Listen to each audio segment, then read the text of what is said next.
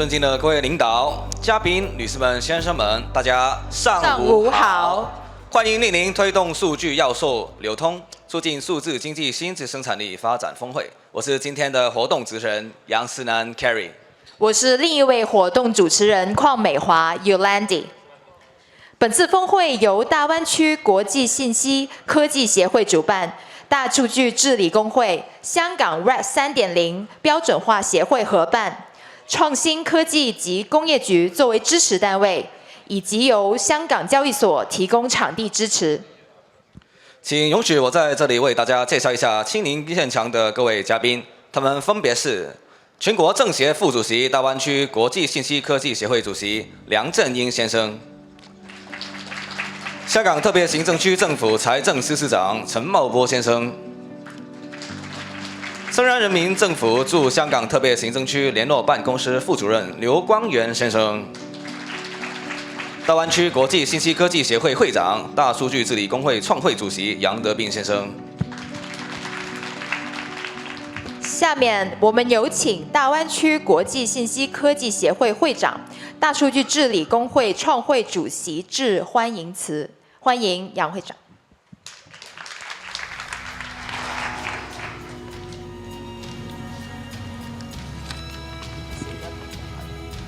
尊敬的梁振英主席、陈茂波司长、刘光源副主任、Friends from Pakistan、Indonesia、Philippines， 中国各地的来宾、香港本地的同仁，大家早上好！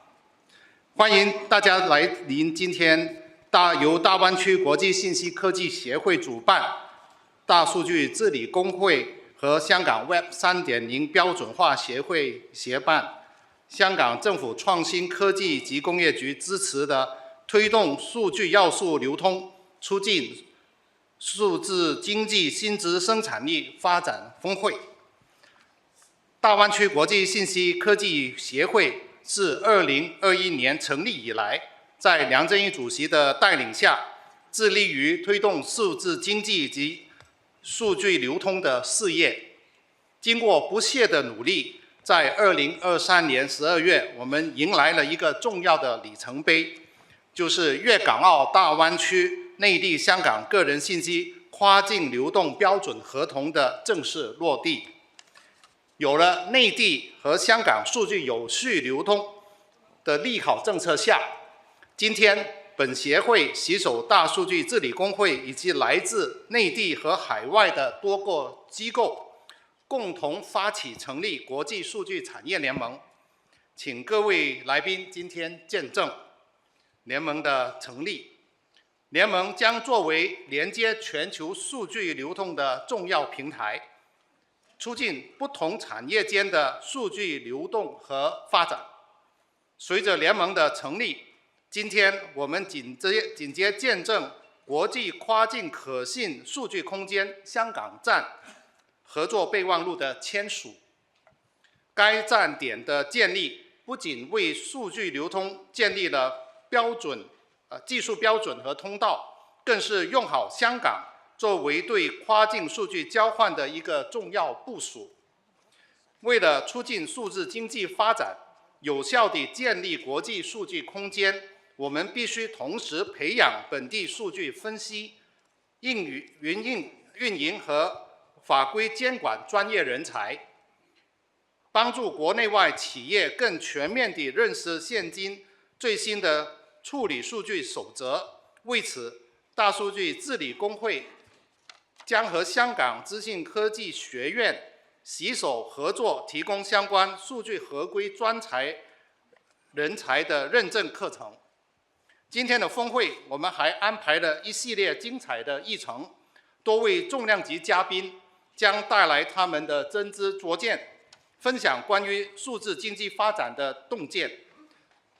此外，我们还将发布2024年度数字化转型国际10大事件及数字经济的展望，也有 Web 3.0标准化白皮书及标准成果的发布。我希望通过今天的活动，每一位参与者都能够获得新的启发，找到更多的合作机会，让我们共同抓住机遇，迎接挑战，为2025年的开局明定坚实的基础。感谢大家的来临跟支持，谢谢。非常感谢杨会长的精彩致辞。接下来，我们继续请出全国政协副主席、大湾区国际信息科技协会主席梁振英先生致开幕词。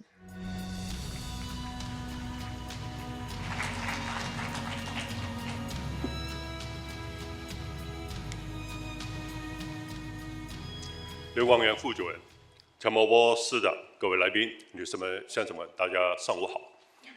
今天我们聚集在一起，共同探讨在数字经济时代下，如何通过数据合作推动全球经济增长与产业转型。在这一进程中，国际数据产业联盟的成立是一个重要的里程碑。数字经济是推动创新的动力，正以强劲的势头推动着我国经济的高质量发展，并促进全球经济格局的变化，孕育了新业态、新模式，成为全国经济竞争的新高地。在这个过程中，数据作为核心生产要素，价值日益凸显，不仅是驱动数字经济发展的重要资产，更是实现高质量增长的关键动力。在全球范围内，数据跨境流动已经成为支撑国际贸易进化、科技合作和全球资源共享的关键因素。然而，伴随而来的安全、合规与隐私保护等问题也不容忽视。为了应对这些挑战，各国正在加强立法和监管，积极构建数据流动的全球化标准。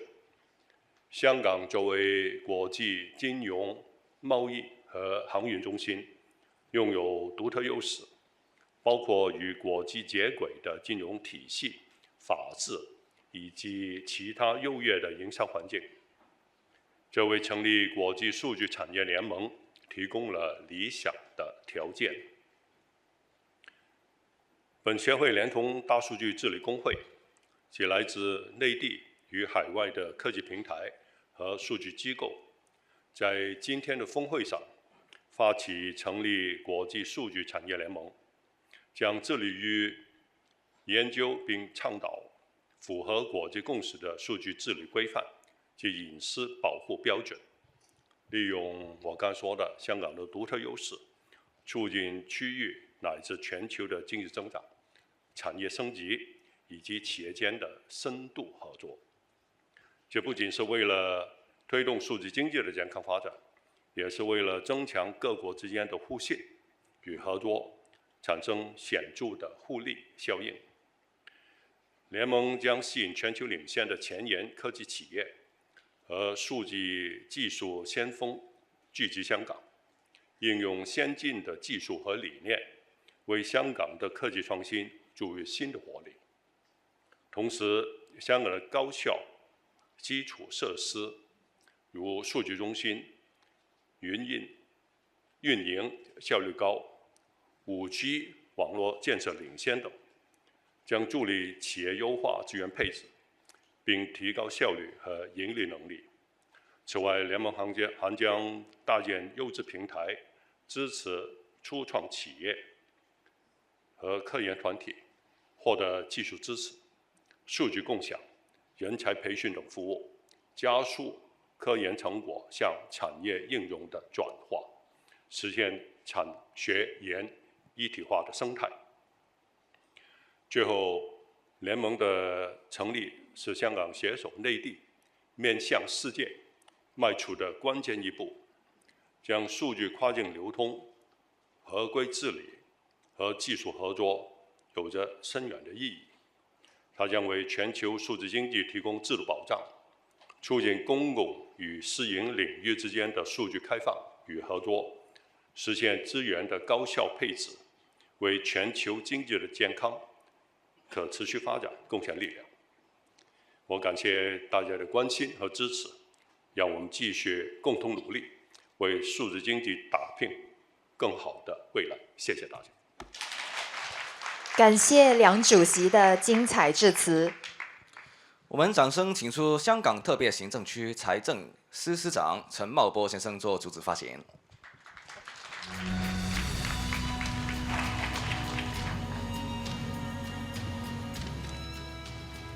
尊敬的梁振英主席、刘光源副主任、杨德斌会长、各位嘉宾、各位朋友，早上好！很高兴出席今天的峰会。首先，让我对大湾区国际信息科技协会举办这个为数字经济未来发展集思广益、汇聚力量的峰会表示最衷心的感谢。对来自全球各地的业界的领袖和嘉宾朋友们表示最热烈的欢迎，也对协会今天成立国际数据产业联盟表示最热烈的祝贺。数字化是全球经济发展的趋势和重要的动力，对一个地方的经济发展举足轻重。以数字产业化和产业数字化为核心的新经济形态，与新质生产力的高科技、高效能、高质量特征相互驱动、相辅相成，是推动经济朝高质量发展的关键内涵。随着人工智能、大数据和云计算等等技术迅速发展，数字化能让企业提升效率、降低成本，从而提高生产力和竞争力。事实上，数字化能让传统企业升级转型，也催生了新的产业、新的业态，为经济创造多元的发展增长点。香港作为国际金融中心，也正积极发展成为国际创科中心。在数字化转型加速之际，我们必须做好前瞻的部署，把握好面前的机遇，为经济增长注入新的动能，助力香港在全球数字经济中占据更有利的位置。这个就是为什么在3年前的财政预算案里边，我们宣布成立数字化经济发展委员会，并在去年年底发表了12项核心的建议，系统构建数字经济的基础设施、生态和氛围。借这个机会呢，让我就工作之中3个方面做一些说明。第一呢，是促进数据的流动。数据是形成新质生产力的优质生产要素，数据规模越庞大，所产生的价值越高，数据的流通性越强，它的应用范围就越广泛。为了充分深挖和释放数据的价值，开拓更多的数据的应用场景，同时让不同的产品和服务可以更多元化和普惠包容。特区政府正积极推动开放不同部门的数据，让企业界、创科界可以应用作为研究和新产品、新服务的这个发展。举一个例子，香港金融管理局推出了商业数据通，在数据拥有人同意的前提下，从公营机构提取中小企业的商业数据。这些商业数据通过商业数据通跟特区政府内部的授权数据交换闸对接，就能让金融机构很方便的拿到这些企业的运营的数据，便利他们审批贷款。自从推出以来呢，在去年，我们已经促成了42000宗这些申请，批出的贷款的总额也超过350亿港元。数据流动的另外一个面向就是跨境的数据流动。感谢中央对香港的支持，我们在2023年6月与国家网信办签署了备忘录，促进粤港澳大湾区的数据跨境流动，并在去年12月份共同发布个人信息跨境流动的标准合同，促进和简化大湾区内城市的个人信息跨境流动到香港，而香港和深圳在河套创新合作区也会扩大2个园区里边的数据安全跨境流动。通过这些创新的举措，香港成为了同时汇聚内地和国际的数据的枢纽。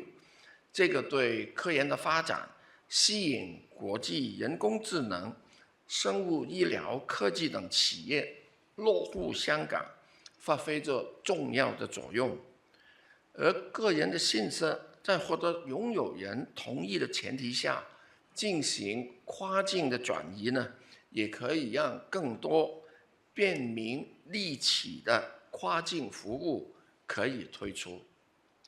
第二是扩展数字基建和加快数字化的转型。现时我们正全力提速，为香港的数字经济、数字基建扩容。在人工智能的时代，算力十分重要。就此我们也已经加快建设数码港的人工智能超算中心，首阶段的设施也在去年年底投入服务。电子支付也是数字化经营的重要的基础。我们不断优化本地的电子支付系统的功能和普及性，同时也促进与更多海内外的地区的支付系统对接联通，为民众出行消费提供便利。在数据转型方面其中一个重要的工作是助力中小企业的数字转型。在这方面我们也提供资助，帮助在零售业跟餐饮业的中小企升级转型，包括用电子支付、线上推广、客户管理等等。那第三方面是培育人才。人才是发展数字经济的前提，我们一直多管齐下，提升市民的数字素养和能力，并壮大本地的创科人才库。同时，我们也积极便利和吸引海内外的科技人才来香港，贯彻以人才推动科技，以科技引领产业，以产业汇聚人才的理念。各位嘉宾、各位朋友，数据是推动高质量发展的新动力，谁掌握数据，谁就掌握未来。我相信今天成立的国际数据产业联盟将会成为促进大湾区跟国际在数据交流合作上的一个重要平台，支持香港在数字领域的影响力和话语权。我再次衷心祝贺联盟的成立。最后，农历年快来了，在这里借这个机会跟大家拜一个早年，祝愿大家在蛇年身体健康，事业宏达，家庭幸福。谢谢。感谢陈市长的精彩分享。下面我们掌声请出中央人民政府驻香港特别行政区联络办公室副主任刘光源先生致辞。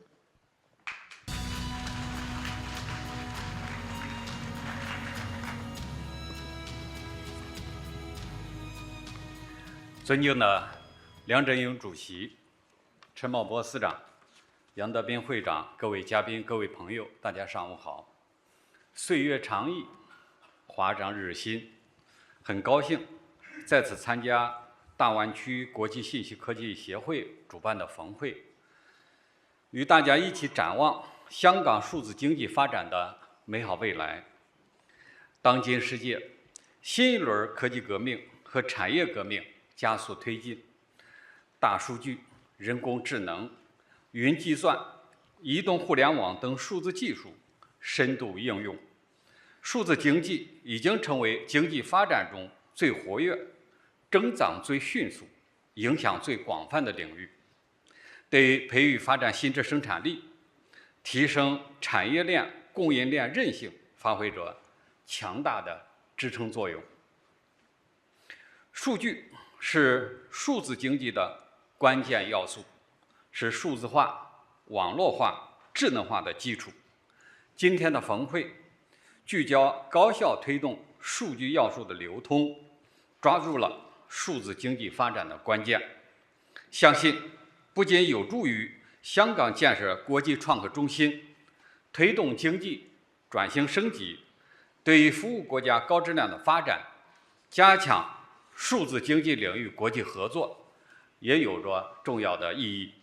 在此，我愿意分享3点看法：一是在促进数据要素流动中用好香港优势。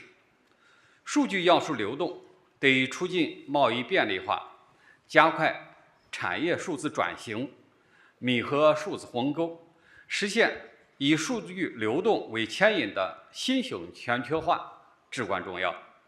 国际社会在促进数据跨境流动、推动数据跨境流动合作等方面有着共同的意愿，做了大量的工作。我国先后提出全球数据安全倡议、全球数据跨境流动合作倡议，贡献了中国智慧，提出了中国的方案。与此同时，各国也普遍关注数据要素流动带来的国家安全、公共利益等风险，迫切需要在数据流动的思路上找到一片绿洲，在数据汇聚的大海中找到一处港湾。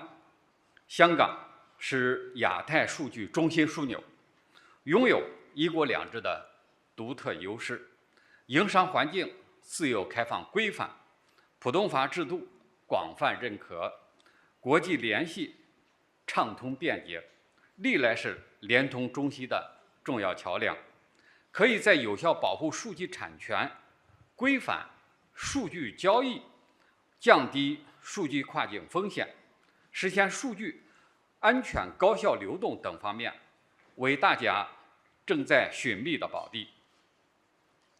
二是在激活数据要素价值中发挥着香港作用。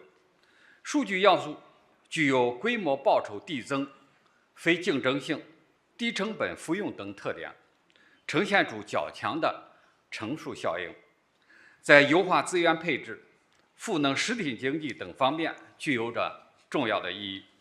近年来，国家加快推进数字中国建设，数字经济保持了稳健的增长。数字经济的规模从2012年的11.2万亿元增长到2023年的53.9万亿元，11年间规模扩张了3.8倍，不仅有效地支撑了经济稳定发展，还赋能传统产业降本增效。在国家的大力支持和社会各界的共同努力下，香港也在积极挖掘数据要素的潜力，抢占数字经济新赛道，取得了显著的成绩。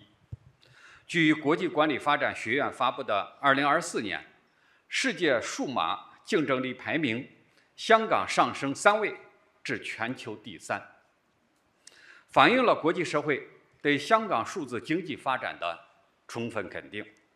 香港科研实力雄厚，数字基础设施完善，高素质科技人才汇聚，完全可以将数字经济发展与巩固提升3大中心地位相结合，与大湾区建设、国家发展相结合，更好发挥香港的独特地位和优势。3是在全球数据伦理中展现了香港的角色。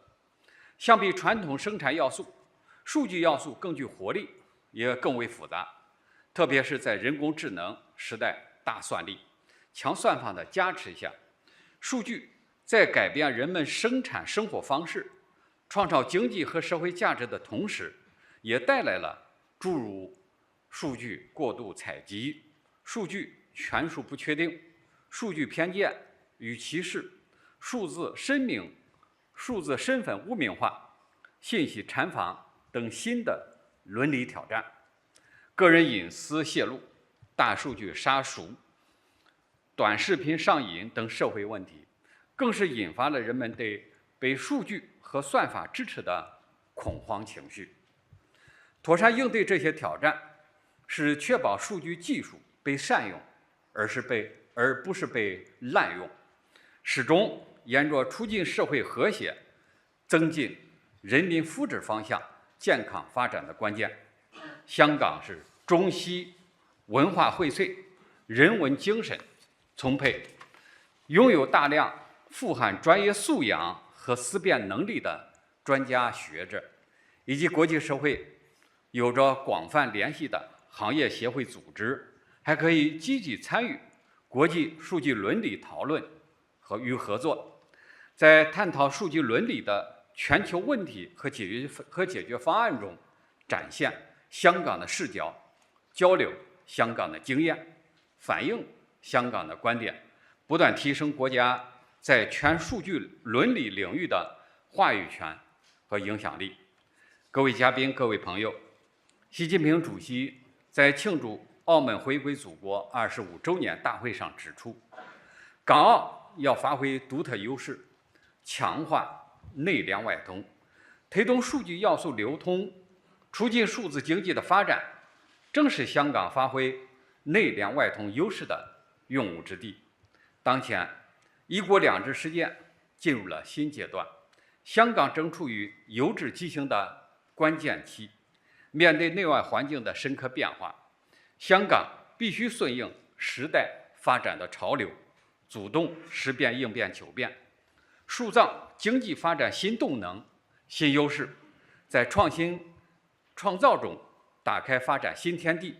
我相信，只要大家目力同心、锐意进取、奋发有为，香港数字经济就一定会风光无限。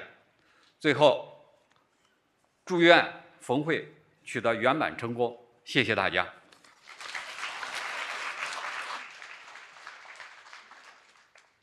感谢刘主任的精彩致辞。接下来到了本场峰会重要的环节之一——国际数据产业联盟的成立仪式。国际数据产业联盟的目的旨在聚合产业的能量，促进数据产业的健康发展，推动技术创新与应用，并通过整合资源来增强相关企业和机构在全球市场的竞争力，冀建设香港成为国际数据港。首先，我们邀请联盟发起单位代表移步到台上，他们是大湾区国际信息科技协会副会长车秉觉先生，大湾区治理工会副主席陈永成先生。同时，我们也邀请一众联盟创始成员的代表到台上，共同启动国际数据产业联盟的成立仪式。他们包括粤港澳大湾区大数据研究院、下一代互联网国家工程中心、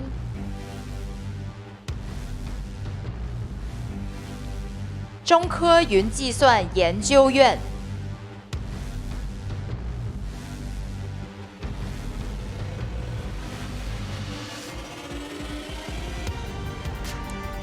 香港货品编码协会、云上贵州大数据集团有限公司、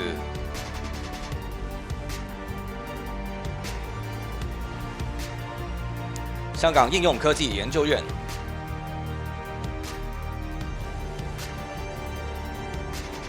香港数码港管理有限公司、香港数据中心协会、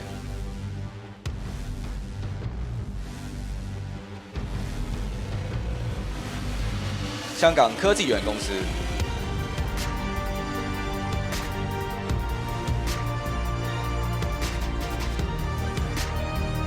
港深创新及科技园、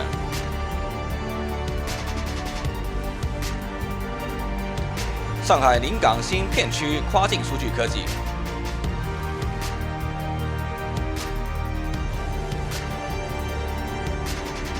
国际数据空间协会、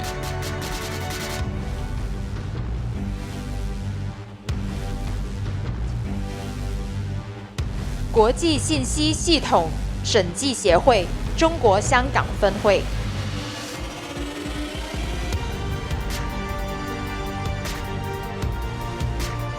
深圳市前海大数据资源管理中心有限公司、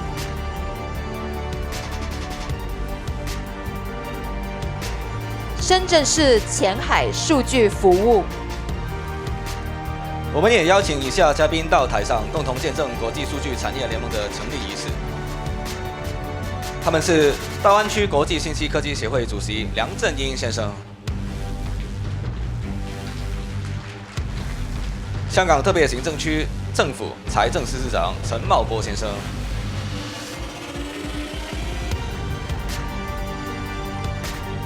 中央人民政府驻香港特别行政区联络办公室副主任刘光源先生，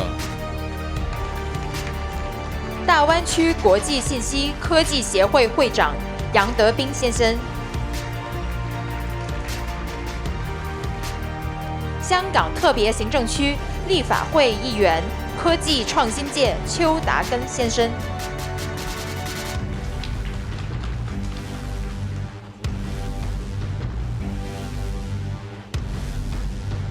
好，请各位看向前方摄影师，我们来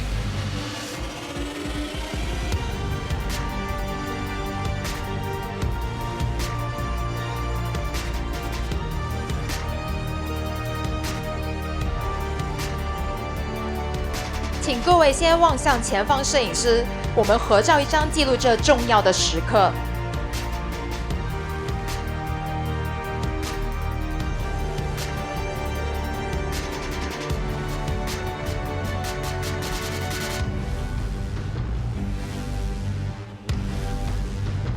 好，请各位把手放在 LED 屏幕上，并面向前方摄影师，我们再来一张合照。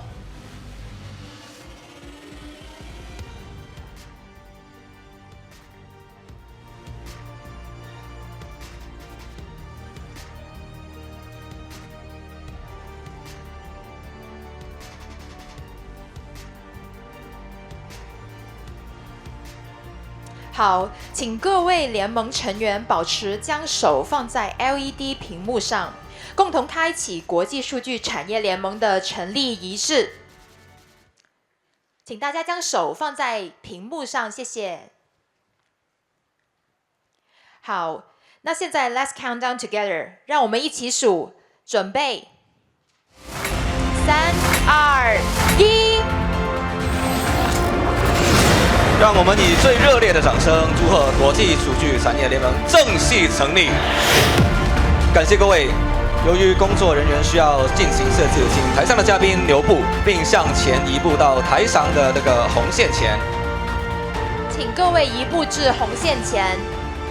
请嘉宾们小心安全哦。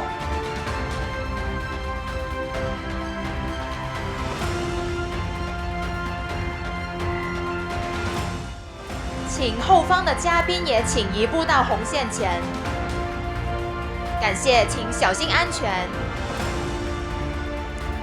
本届峰会凝聚各方智慧，广邀来自政府、科技界、企业界及学界的多位领导和专家，深入探讨如何利用数字技术和创新科技推动经济增长，提高竞争力以及改善社会福祉，并聚焦数字化转型对经济发展带来的新机遇，探讨促进数据生态发展等相关议题，从而加速大湾区数字化创新的高质量发展。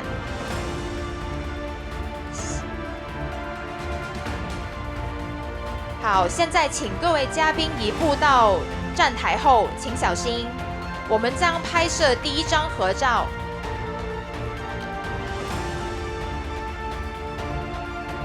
请各位嘉宾移步到后方的站台上，谢谢。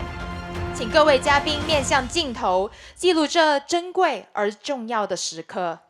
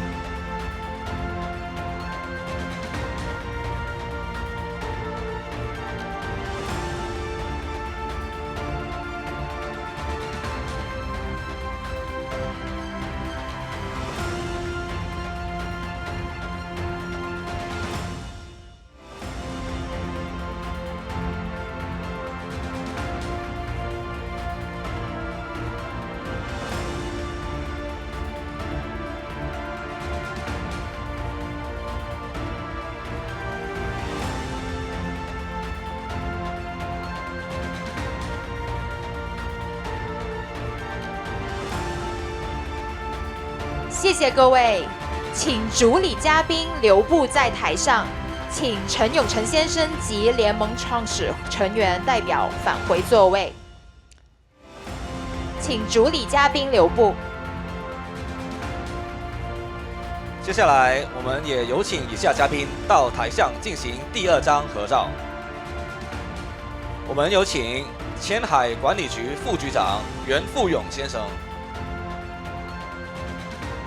香港个人资料隐私专员钟丽玲女士，互联网专业协会系会长冼汉迪先生，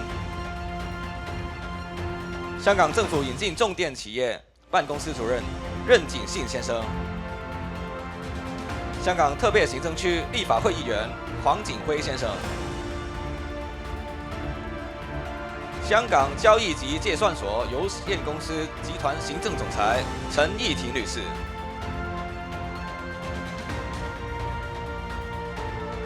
香港中国企业协会总监刘华先生，香港融入国家发展大局基金会董事岳毅先生，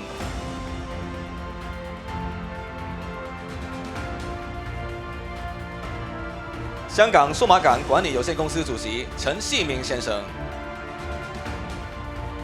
深圳市科学技术协会孙楠先生，深圳市科技交流服务中心主任李松女士。现在我们有请第一排的嘉宾。Next, we are going to invite Mr. Rogelio V. Govado, Commissioner of the Security and Exchange Commission of Philippines.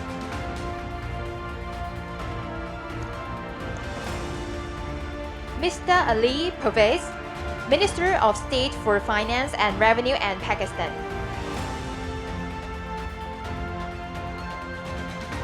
Mr. Erickson A.H. Hudaso, Head of Supervision of the Foreign Investment Tax Office, Ministry of Finance, Indonesia.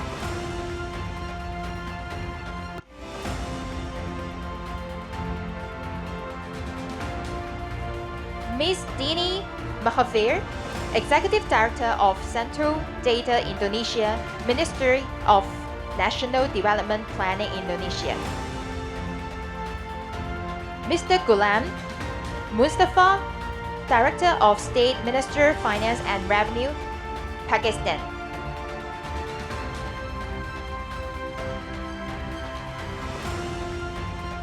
Mr. Manhamid Andrew Ahmed, Consul Pakistan, Consul Hong Kong。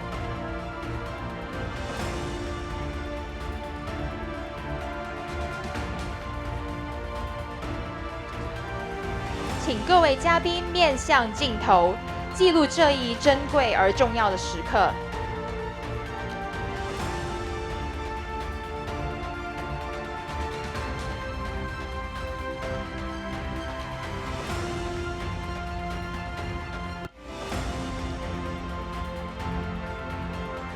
好，我们请摄影师准备。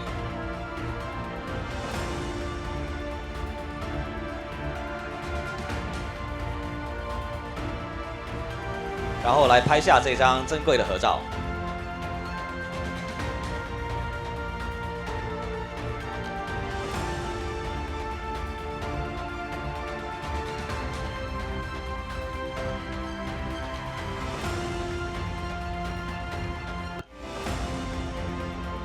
谢谢各位，请主礼嘉宾留步在台上，请其他嘉宾返回座位。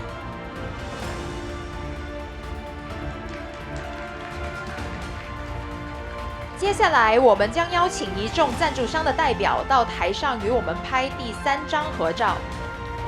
下面，我们将邀请赞助商代表到台上第2排。这次活动钻石赞助包括中国电信国际有限公司、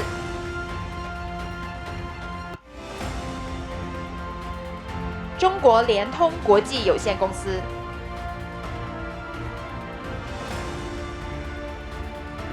这次活动的黄金赞助包括 KN Group。这次活动的白银赞助包括阿里云智能香港、Checkpoint Software Technology Limited、中国通信服务香港有限公司、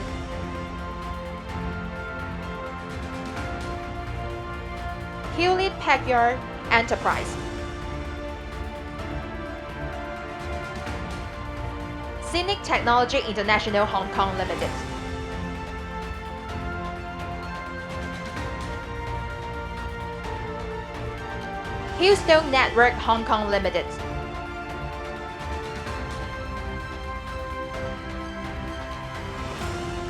联想香港有限公司、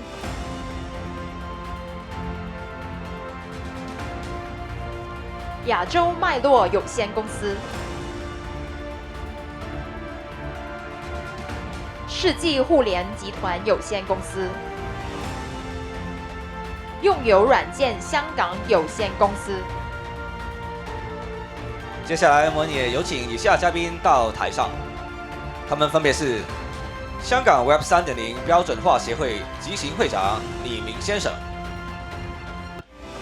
香港交易及结算所有限公司集团首席科技总监徐信强先生，国恒智慧城市科技研究院院长曾勇先生，数字经济研究中心首席顾问张宏海先生，中关村自用人工智能研究院院长孙明俊先生，还有澳门科技大学下一代互联网国际研究院院长刘东先生。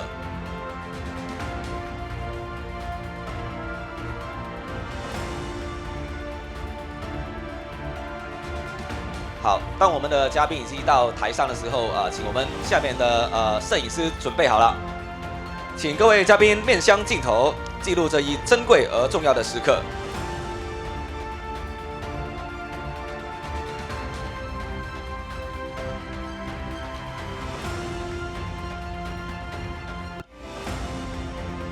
好，我们拍下这一张珍贵的合照。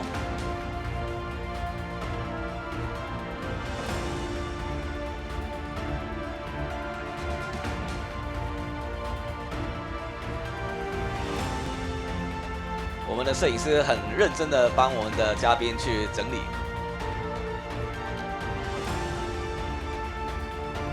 务求拍出最好的合照。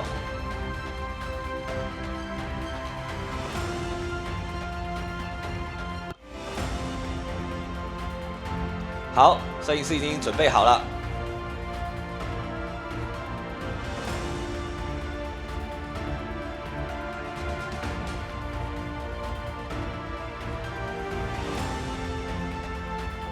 我们面向镜头微笑。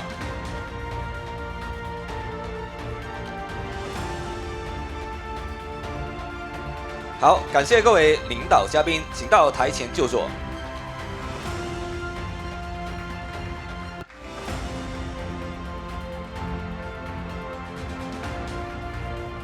随着数据共享水平不断提高，跨领域应用不断深化，将形成产业生态丰富多元的发展格局。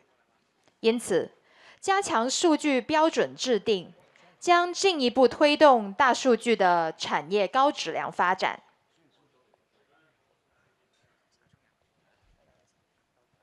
因此，香港要立足建设国际数据之都，推动更高水平的数据共享开放，深化产业赋能百业，实现城市数字化的整体转型，不断提高城市数据能级。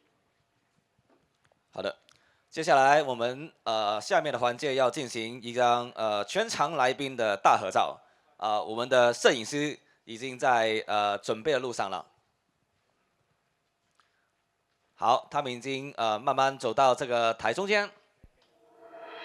好，他们已经准备就绪了，将从舞台上拍摄台下的每一位嘉宾，请各位嘉宾面向镜头，然后请我们的摄影师将记录这一个珍贵而重要的时刻。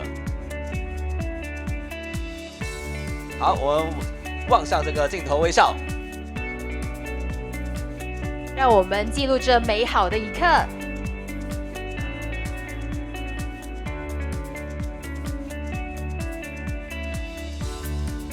除了这个拍照以外我们的摄影师也给我们拍了这个小视频然后我们会在这个不同的渠道会看到这次的活动。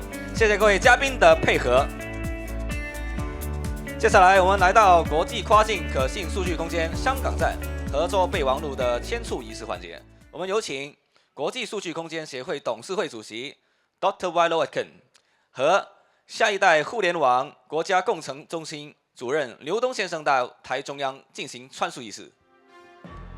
Next, we would like to invite Dr. Reinhold Argit, the chairman of the International Data Space Association, and Mr. Liu Dong, the director of China Future Internet Engineering Center, for the memorandum of the International Cross-Border Trust Data Space Hong Kong. 同时，我们也有请大湾区国际信息科技协会会长杨德斌先生、大湾区国际信息科技协会副会长车秉觉先生、大数据治理工会副主席陈永成先生上台见证。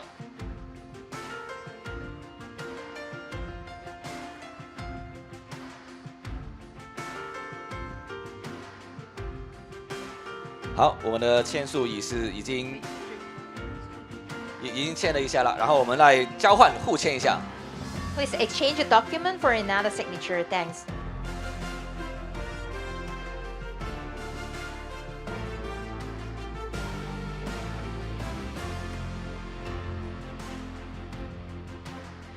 让我们再次以热烈的掌声祝贺仪式圆满成功。请嘉宾移步到台前就座。Let us congratulate the ceremony with warm applause. Please take a seat under the stage.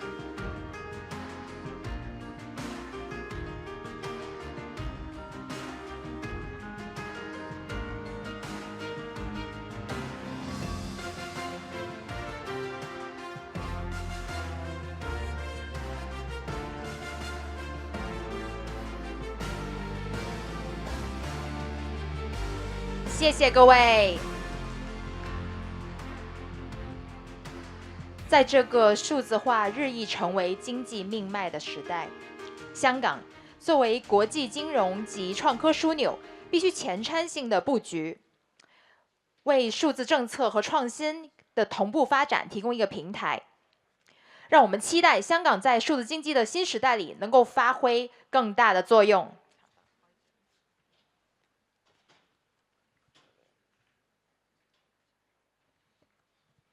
下面我们将来到我们的分享环节，我们再次请出国际数据空间协会董事会主席 Dr. Reinhold Aget 为我们就国际数据空间主题进行分享。Next, I'm pleased to welcome Dr. Reinhold to the stage again to share the topic of international data space.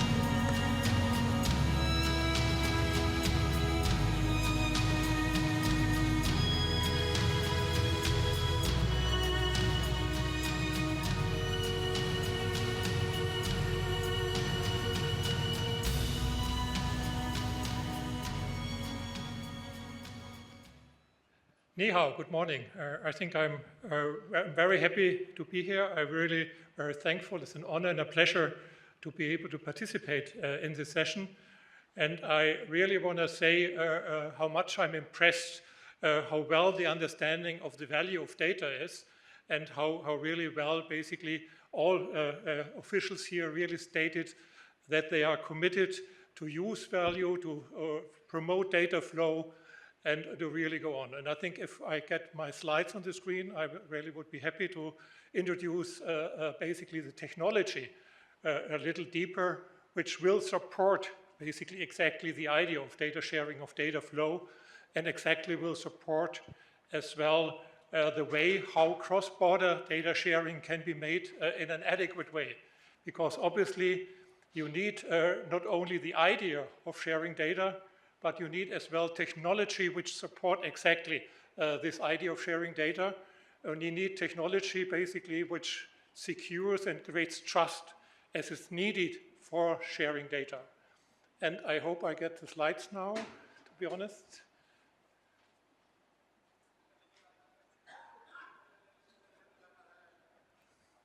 Oh, thank you very much.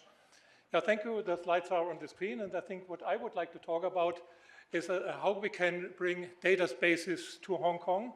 And I think the idea is really to develop a data ecosystem and to support digital trade. And to do this, basically, we introduce data space technology, which was developed by IDSA in the last 8 years. And IDSA is a member-driven organization, so it's not about our organization, it's about the members, it's about the value created by the members, and basically this is basically the idea to say to create an environment, to create a data economy which allows value creation for the members.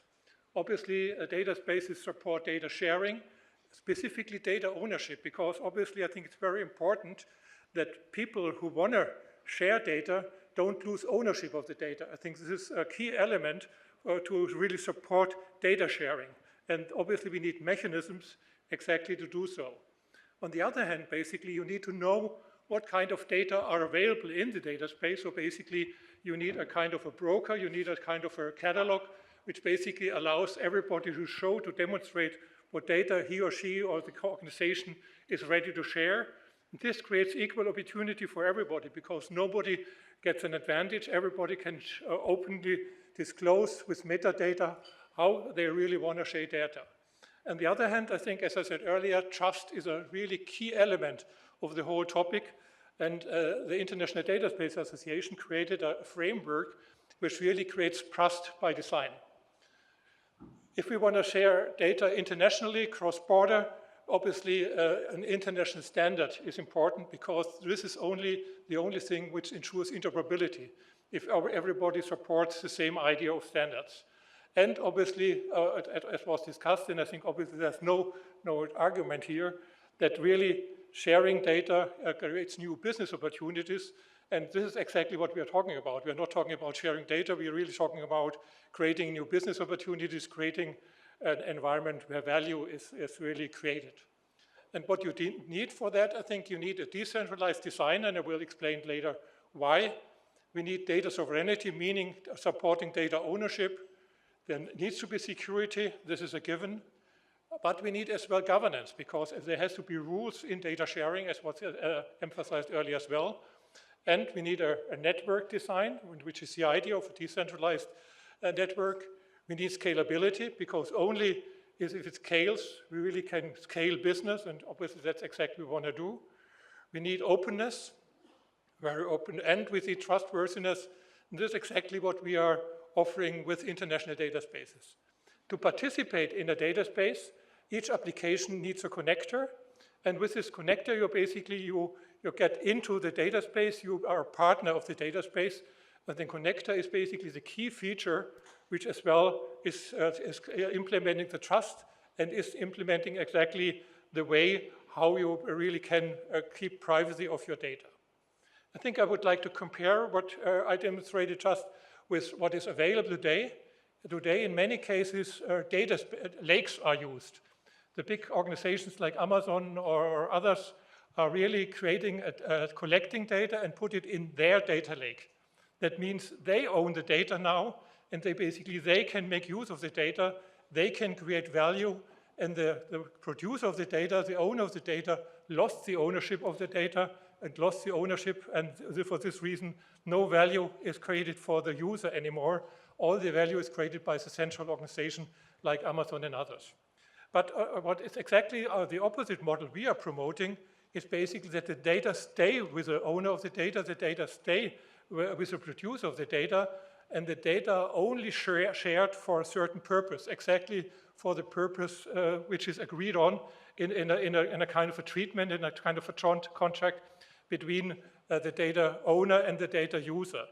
And this contract is attached to the data, so basically it can always be implemented as long as basically the attachment of the contract with the data stays, and this is exactly happening in the data space. On the other hand, there are other technologies available globally which basically say, yes, we can create trusted data sharing, like blockchain. But I would like to explain that blockchain and data spaces complement each other, so they are not in competition.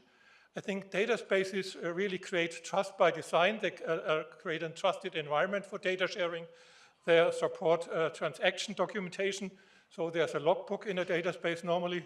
They offer a catalog, as I described earlier. They offer vocabulary, which I think will have a very important role, specifically when we come to cross-border data sharing, because in the vocabulary not only describe what kinds of data are used and how they are, the syntax and semantics, basically, but as well what kind of level of trust, what kind of level of risk they have. So this is basically the element that really can support cross-border data sharing. Obviously, it ensures identity as well, I think, which is very important as well, because if you want to share data with somebody, you need to know that you can trust that organization. And this is normally not the case in the clear internet, because in the internet you see a lot of fake addresses, a lot of faking of identities. For this reason, international data spaces defines an identity which basically is always checked so that we always know with whom we are communicating, with whom we are sharing data, which is a key element of trust as well. And I think what is last but not least, IDSA is supporting cross-border data sharing. And I think the other thing which is very important as well, the data spaces are very resource efficient, so they don't need too much resources. Blockchain, in the opposite, I think is a very important tool for really transaction documentation, and specifically transaction documentation in a non-secure environment. And I think you definitely see this is the case, for example, for cryptocurrencies, when you deal with people, with organizations which you don't know, where you work in the open internet. So you really need a trust mechanism, and this a neutral trust mechanism which is hard to break. And this is exactly what blockchain offers. So the idea of blockchain is very important if you work in the open internet and if you really do transactions and need transaction documentation in the open internet. But the downside of blockchain is, to be honest, is that it needs many resources, so it's not very resource efficient. Though in cases, and what we did in the past as well, we did transaction documentation in data spaces in a trusted environment, but we implemented as well already with blockchain transaction documentation in the open internet. So both is possible, and the technologies complement each other, no competition here. I think, and an important question is as well, how are data going and coming into data spaces? And here you see an example of a manufacturing data space, basically where industrial data are brought into the data space. And normally we use in this technology digital twins. That means there's a digital twin of all physical elements in a factory, for example, and these digital twins have a connector, and this connector connects exactly the element into the data space. So it's a relatively simple architecture to bring all kinds of physical elements with their digital twin into a data space and make them a partner of a data space. The same principle obviously works for medical data, the same principle works for supply chain data, energy data, and financial data. So basically you always can generate a digital twin of a physical or a business element, and this digital twin of the physical element or the business element is the partner in a data space and operates in the name and in the situation of that exactly that physical or business value element. And this is how data are shared in a data space. And normally you need as well an organization, you need a governance. For this reason, we are proposing to have a governance organization which organizes the data space, which defines the governance rule in the data space. Obviously, this governance organization needs a technical operator.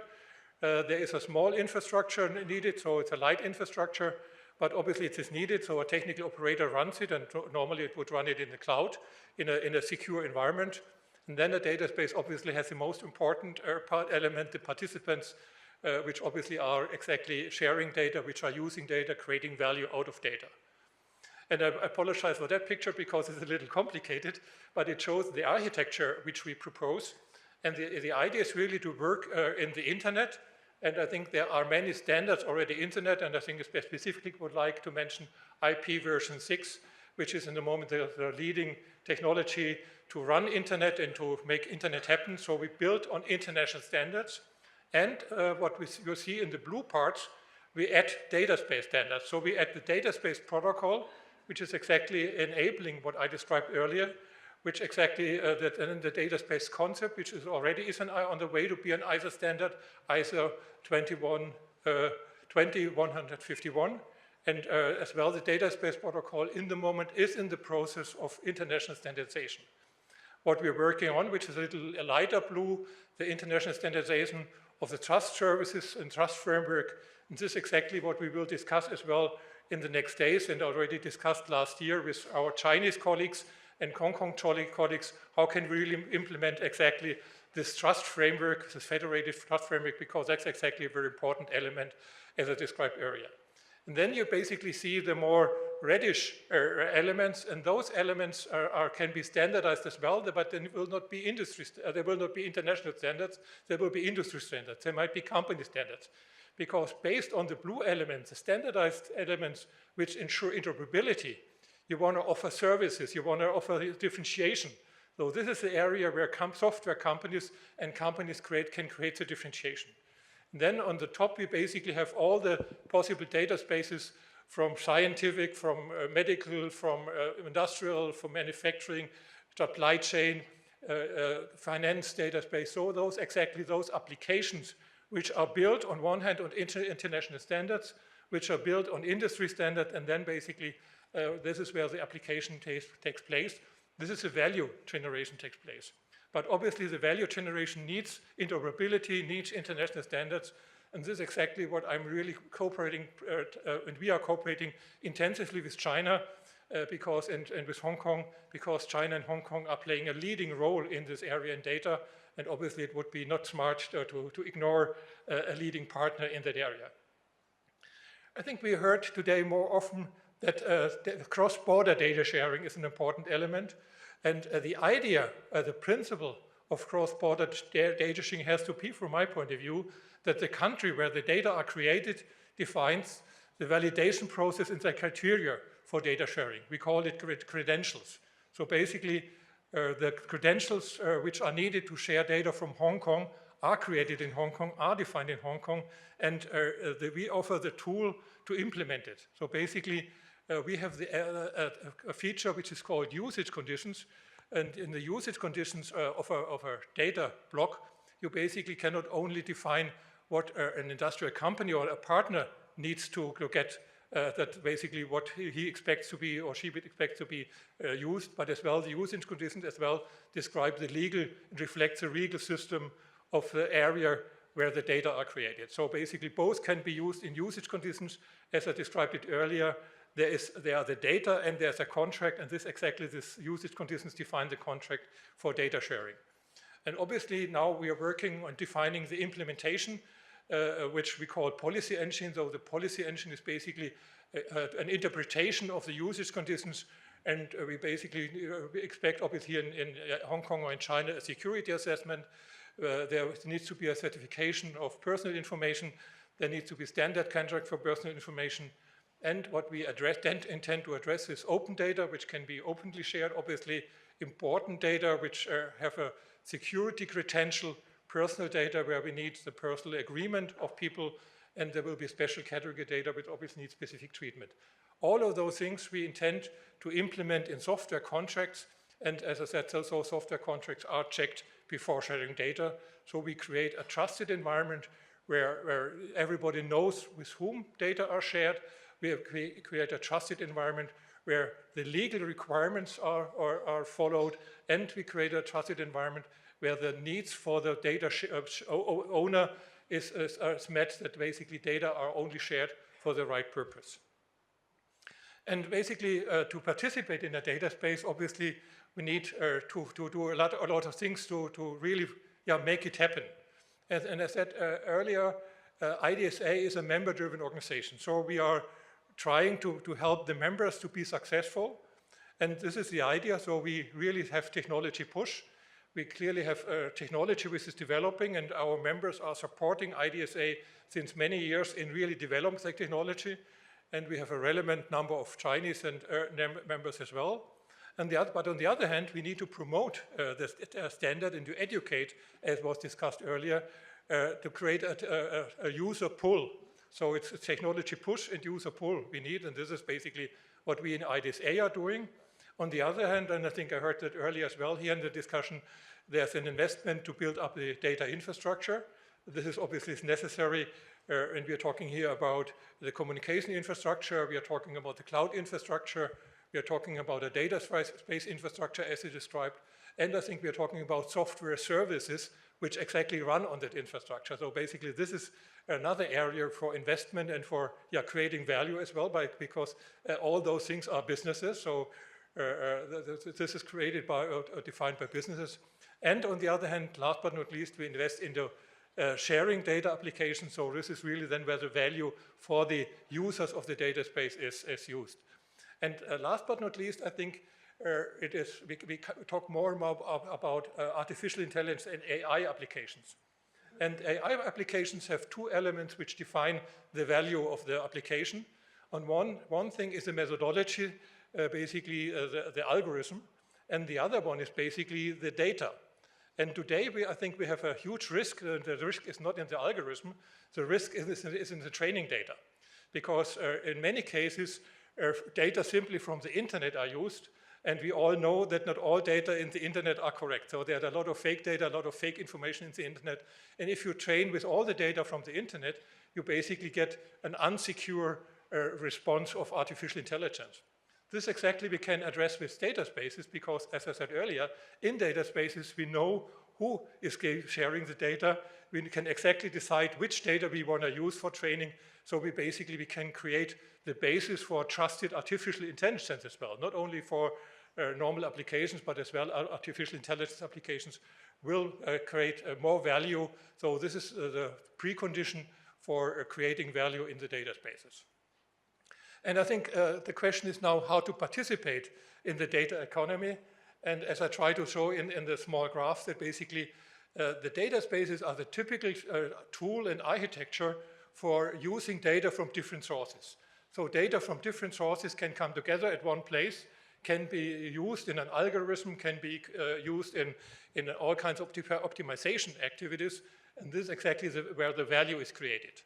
And examples for this are, as I just described, high quality data for artificial intelligence. Supply chain optimization is already done, so this is a very important topic here as well.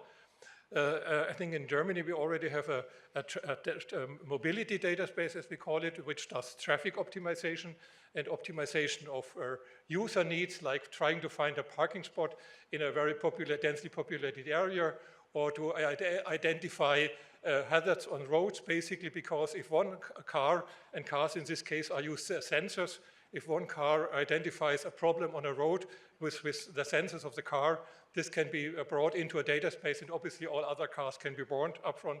Though there are many applications on traffic already, I think a very important topic, and this I think we should here discuss in Hong Kong as well, is healthcare. I think in healthcare there are many ways to optimize. You can optimize the management of a hospital, but as well you can optimize the treatment of diseases.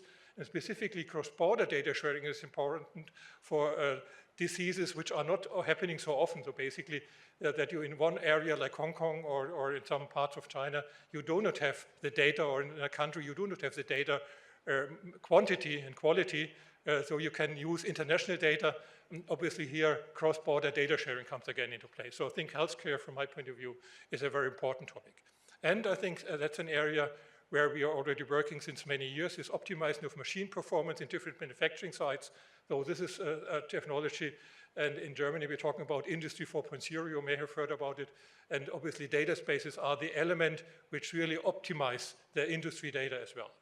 And I think last but not least, I'm personally working as well on a sustainability data space, so to optimize sustainability of production processes, to share emission data of production. And you know that when you produce a product, you have many suppliers, and you always can measure your sustainability of your own, emissions of your own production. But you need to know, if you want to have the footprint of a product as well, you need to know as well the emissions of your suppliers. And data spaces are exactly a perfect place to do so. These are just examples, but there can be a lot of creativity. I was just mentioning examples which are already in implementation, already implemented, but there's no limit basically, because we are talking about a standard which is open, which can be used in any industry for any application by anybody in the world. Oops, now I try to get the next slide. Here we are. I think the other thing is basically, if you want to do cross-border sharing, the standard has to be accepted internationally. For this reason, we are working in all relevant parts of the world. So we are working in the Americas. Obviously, we are very strong in Europe.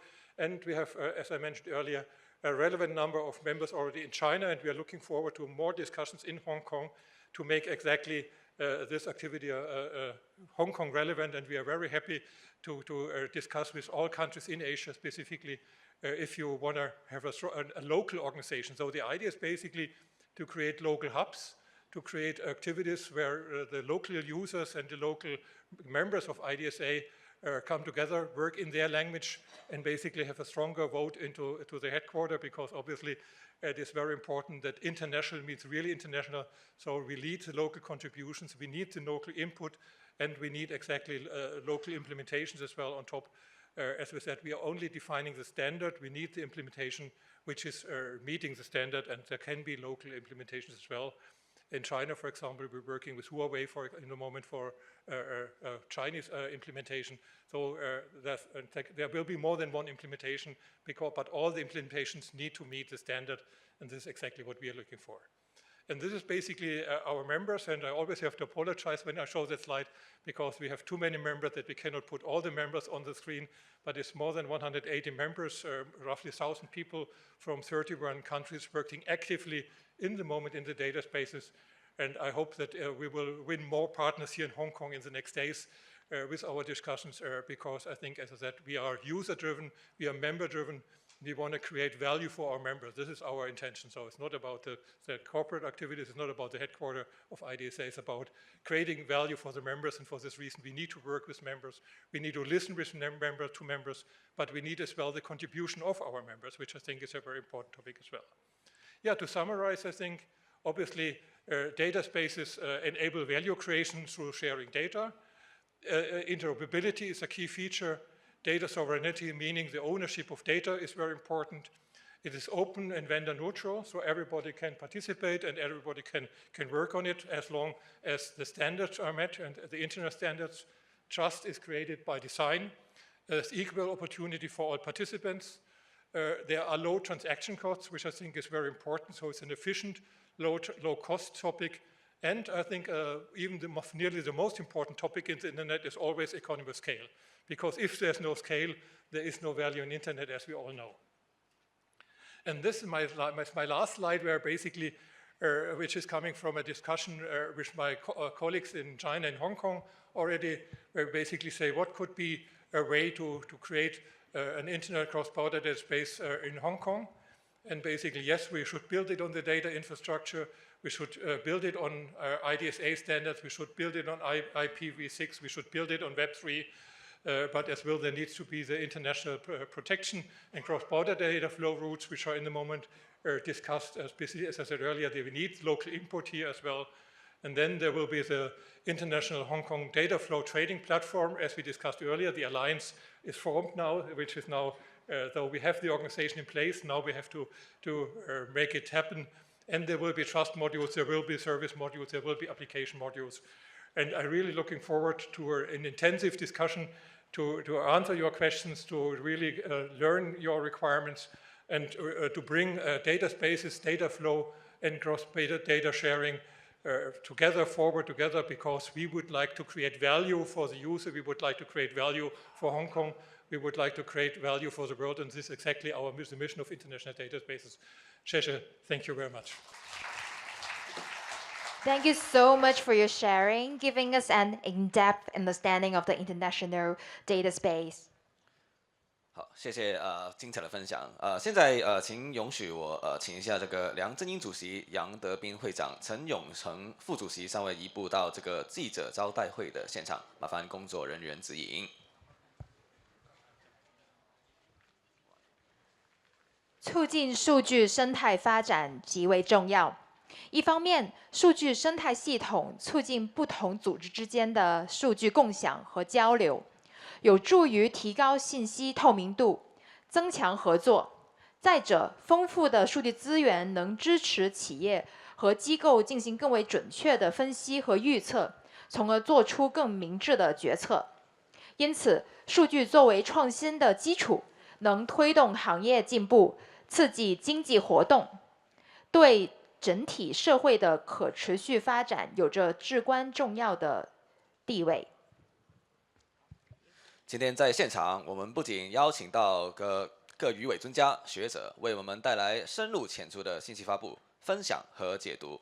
同时，我们也邀请到多位重量级嘉宾一起进行圆桌论坛，共同探讨如何促进数据生态发展，从而推动粤港澳数字经济发展。下面让我们掌声有请圆桌论坛的主讲嘉宾。Next, we are going to invite Ms. Dini Mahathir, Executive Director of Central Data Indonesia, Ministry of National Development Planning Indonesia.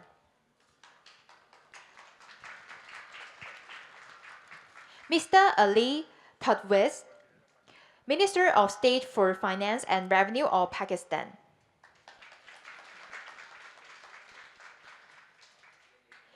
Mr. Rogelio V.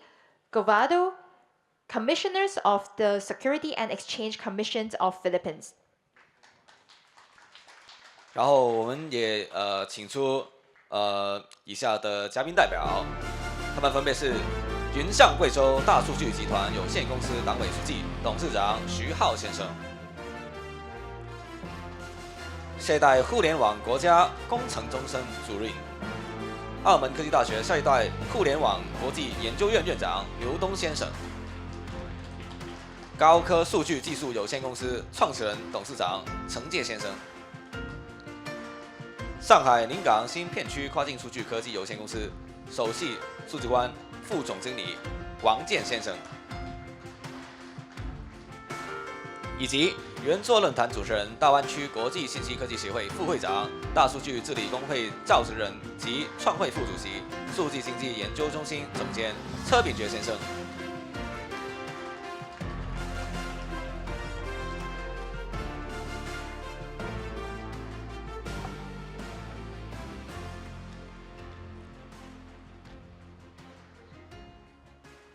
Okay, good morning. We have such a rich talk from the chairman of the data space. And so today we have a very great panelists because we have three panelists from their country and representing, what cross-border data or digital economy is important for their country. As well, we have 4 experts in here. I'm going to introduce them one by one later on, but they are all very experienced data experts in China, as well as the official in China as well. So may I just beginning with my first guest of the Delhi about what has been happening in your country on the digital economies, as well as in terms of the data economy, for example, and also that maybe you can also introduce some of the projects that are very really exciting from Indonesia. Okay, thank you. Good morning, everyone. First of all, I want to say thank you for inviting us. It's a very great pleasure to joining this very great event. I'm so grateful. So actually, if you read our organization, Satu Data Indonesia, it's really connect with Dr. Reinhold, what he's doing. So Indonesia, Satu Data meaning one. So we try to kind of like governing all data production in Indonesia, and then want to making sure that data gonna be governed and produce. We can produce a high quality data coming from the government, and also because we just started our open data government platform. As part of OECD accession, Indonesia is trying to become one of the member of OECD, and one of the, how you call it, requirement, we should have an open data government platform, which is very, and the report, so we voluntarily joining the survey from OECD, and the report gonna be published in the few weeks, in the 2 weeks. So in Southeast Asia region, it's only Indonesia and Thailand who joining the survey. Hopefully you can also see what we've been doing in the past years. And I'm very glad that I can meet you, Dr. Reinhold. I believe we need to connect. And this is the meaningful and the mean of this summit. So it's gonna be a very great opportunity for us, especially from Indonesia, to learn also from Pakistan, Philippines, China, and also Hong Kong, how they manage their data and digital. So back to your question, actually now Indonesia, we just received a survey from UNDESA result for e-government development index. So we are very grateful that in 2023, our rank, it's 77, and it jumped to 13 rank to 64th. So Indonesia now is joining the group of very high digital group, according to across out of 193 countries. So we understand that when we are talking about AI, a new digital technology, you always heard about data as a new oil, but for AI, data is a blood.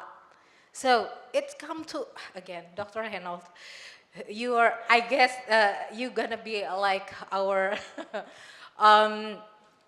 so whenever you train data and you use AI, and you use training data, but it's rubbish and also like a trash data, so you will never have any good result. So that's why we understand, especially when it's come to Indonesia, the number of population, our population is 280 million people.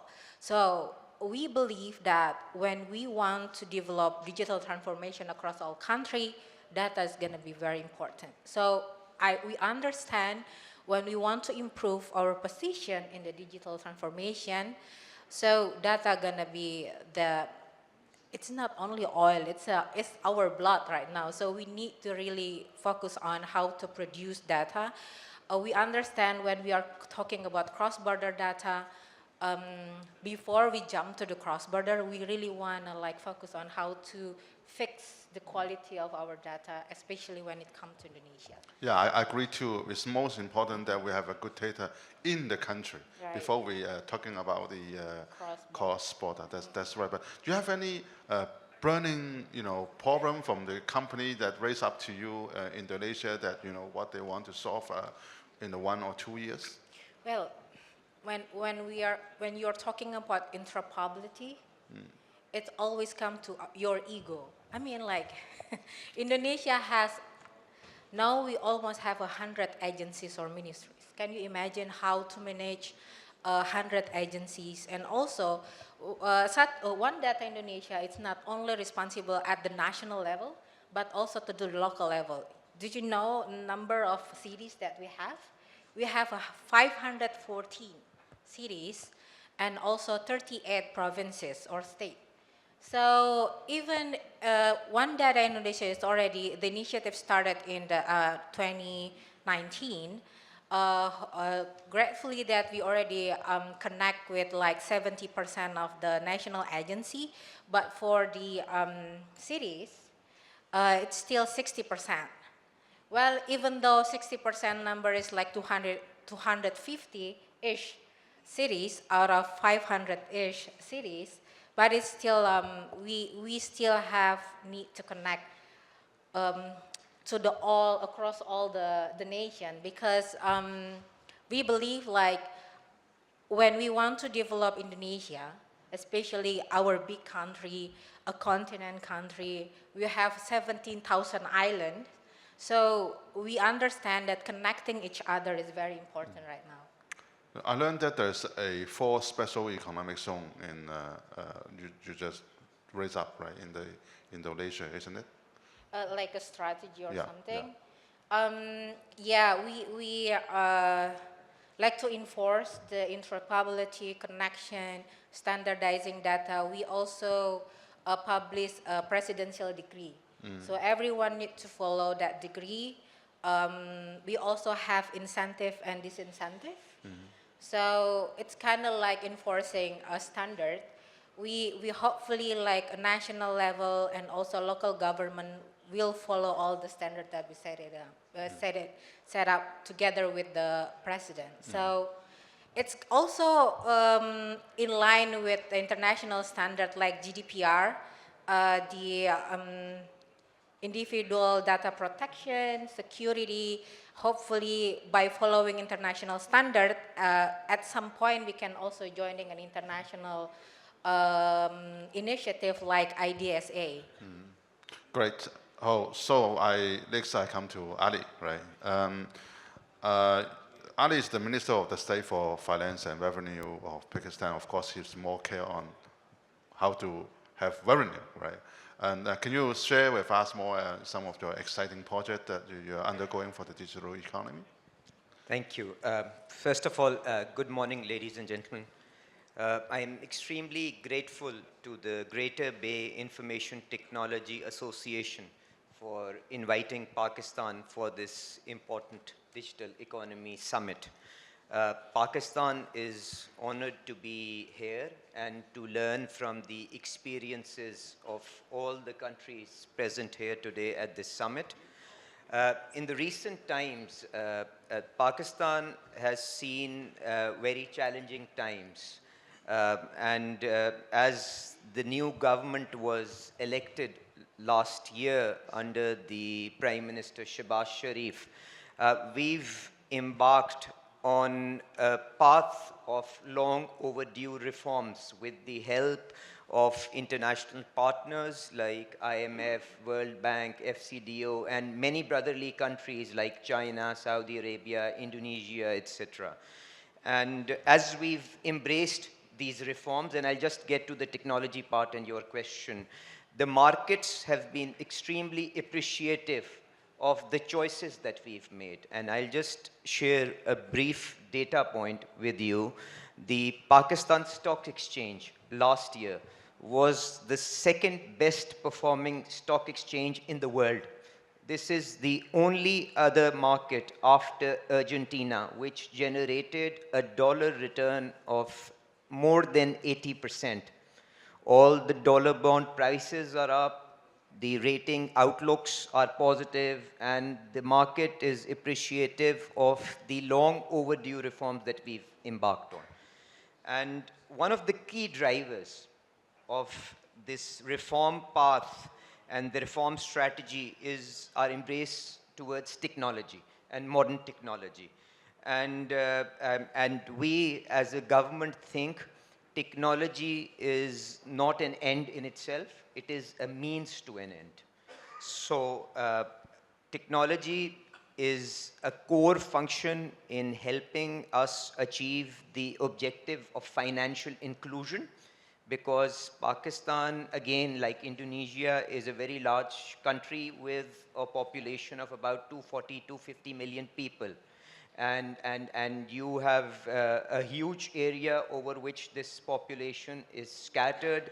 A large segment of the economy is undocumented. So this technology phasing in is also helping us push the agenda of financial inclusion, which in itself will help us generate and improve our formal savings rate, which in turn will then help us meet the infrastructure investment requirements that the country needs to be put on a more sustainable and inclusive growth path.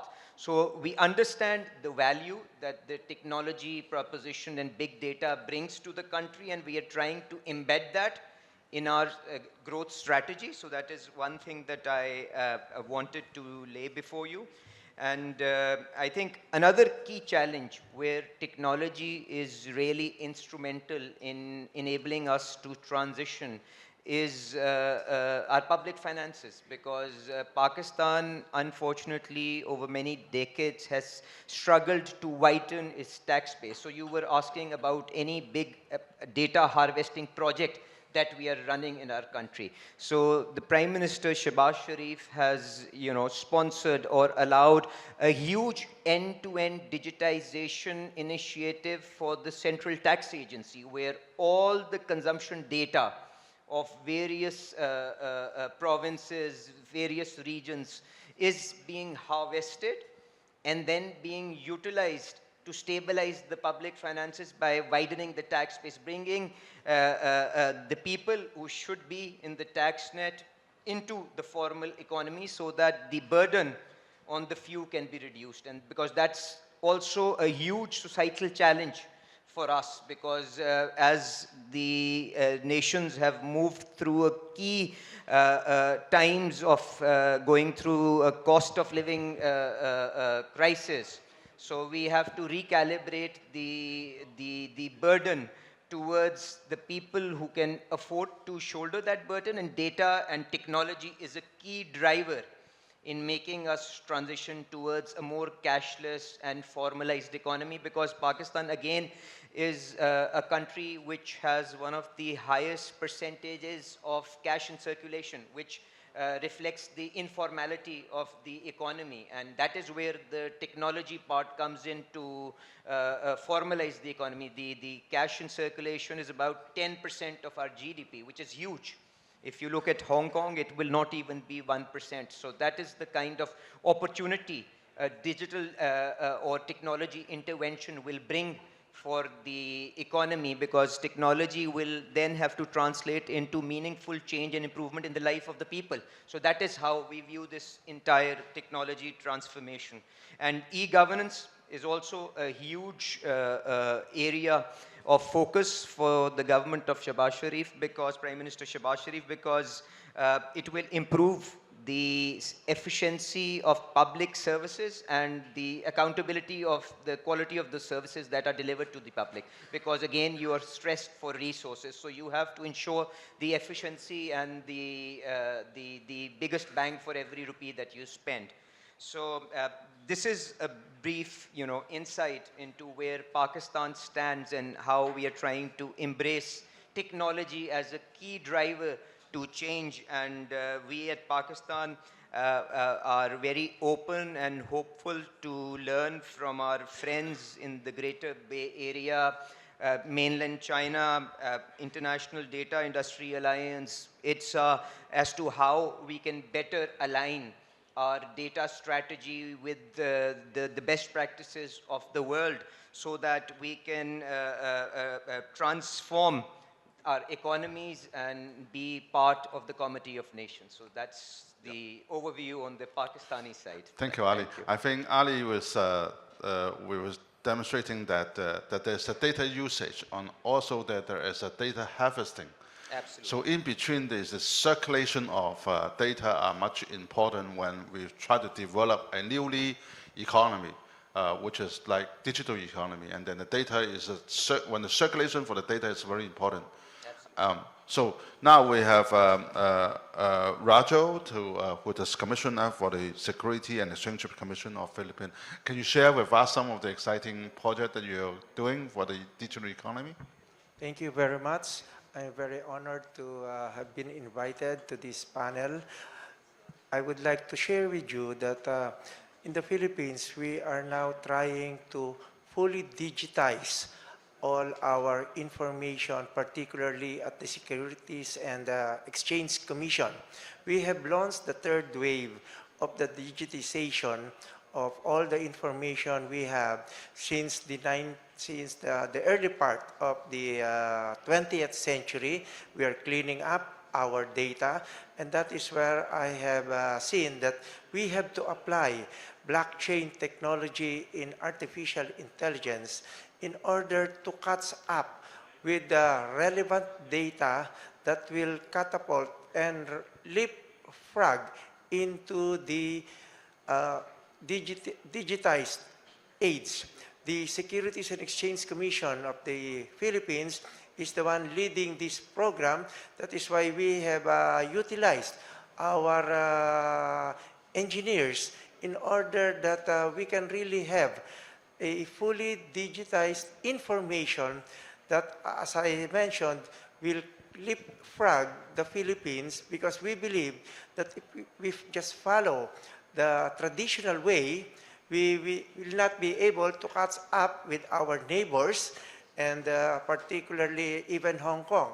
I must mention that way back in 2000, I was thinking that Hong Kong was already out of the picture. But I am surprised that after my retirement in 2010, I was not going back anymore here to Hong Kong. And now that after 10 years, I am back here in Hong Kong, I see that Hong Kong is still very much the leader, especially in technology here in Asia. And I note that it was even mentioned that Hong Kong has 7 exchanges, wherein you are listing even 10 IPOs almost every day. So if we can only learn from what Hong Kong has been doing in the last 5 years, the Philippines hopes to leapfrog into the digitized economy. In the past several months, we have issued several guidelines that are going to be released by the Securities and Exchange Commission. We want the sandbox strategy in order to get the comment and the feedback from the private sector. I myself was from the private sector. I have been mentioning that I do not have the mindset actually of the regulator, because I have always maintained that it should be the private sector that should be leading the technology, and that the government sector, the regulator, merely monitors what the private sector will innovate on. Way back in 1997, when I was the head of regulatory affairs of the cell phone industry in the Philippines, I have always maintained that it should be the private sector that should lead, rather than the regulator trying to contain where the technology will lead. So at the Securities and Exchange Commission, in the past month, we have released several guidelines, proposed guidelines for comment by the private sector before we even attempt to release them. So we look forward that with the cooperation of the private sector, the Securities and Exchange Commission will lead the leapfrogging of the Philippines towards a fully digitized economy. Thank you. I think Rachel has raised up the point that the importance of top-down strategy as well as the bottom-up approach, right, in order to success. So next, I'm going to switch to the Chinese expert. I'm going to talk to them in Mandarin. 那个下一个哈，我想邀请的其实那个一个非常重磅级的一个人啊，其实我在内地里面，当我们做大数据的时候，早期哈，其实10号书记就已经是那个时候的一个领军人物了哈。实际上贵阳的整个目前今天的大数据有很多是跟这个10号书记有关的，所以我第一个呢必须要跟他聊，因为之前我在内地工作的时候跟10号也学习了很多。所以今天呢，关于这个 data space 这个国际 data space， 实际上 data space 这2年，特别是在2004年里面，在我们内地已经成为一个非常重要的一个关键词。所以我想那个10号书记帮我们解释一下，这个为什么我们突然之间会谈到那个数据空间，这个事情，这个国家的那个帮助跟贵州的帮助哈是什么意思？这4个词的本身这个字。感谢品觉老师的问题，这个也非常高兴今天来受邀请参加这个峰会，借此机会感谢会议的主办方、举办方的邀请。关于数据空间的问题呢，这里我想在回答这个问题之前，先谈一谈关于刚才我们赫斯先生所提到的这个国际数据空间的香港 station 的问题。其实这个问题品觉先生是知道的。我们当时在贵州做大数据探索的时候，2016年，我印象当中是2016年，我们给国家部委就建议，应该把香港作为中国跨境数据的中转地。这个建议应该是提得很早的。然后我们也提出来，其实在内地如果要跟香港来进行有效的互动的话，一定要让我们的中保区，也就是今天很多的自贸区和香港能够联动起来，这是香港的特殊地位和功能所决定的。所以今天我看到这个当初我们的这种愿景一步一步在变成现实，所以也非常的高兴。那么谈到这个数据空间的问题呢，因为我们在实践的过程当中，其实这个概念我认为不是政策制定者或者是理论研究者这个创造出来的，我认为是我们业界的同仁们，特别是我们企业的同仁们，大家把这个概念创造出来的。我们经常会讲到一个问题，就是这个数据在生产、产生、生产和流转的过程当中，其实它需要一个可信的问题，解决一个标准和可信的问题。这个是所有的我们官家一讲到数据问题的最核心的一个问题。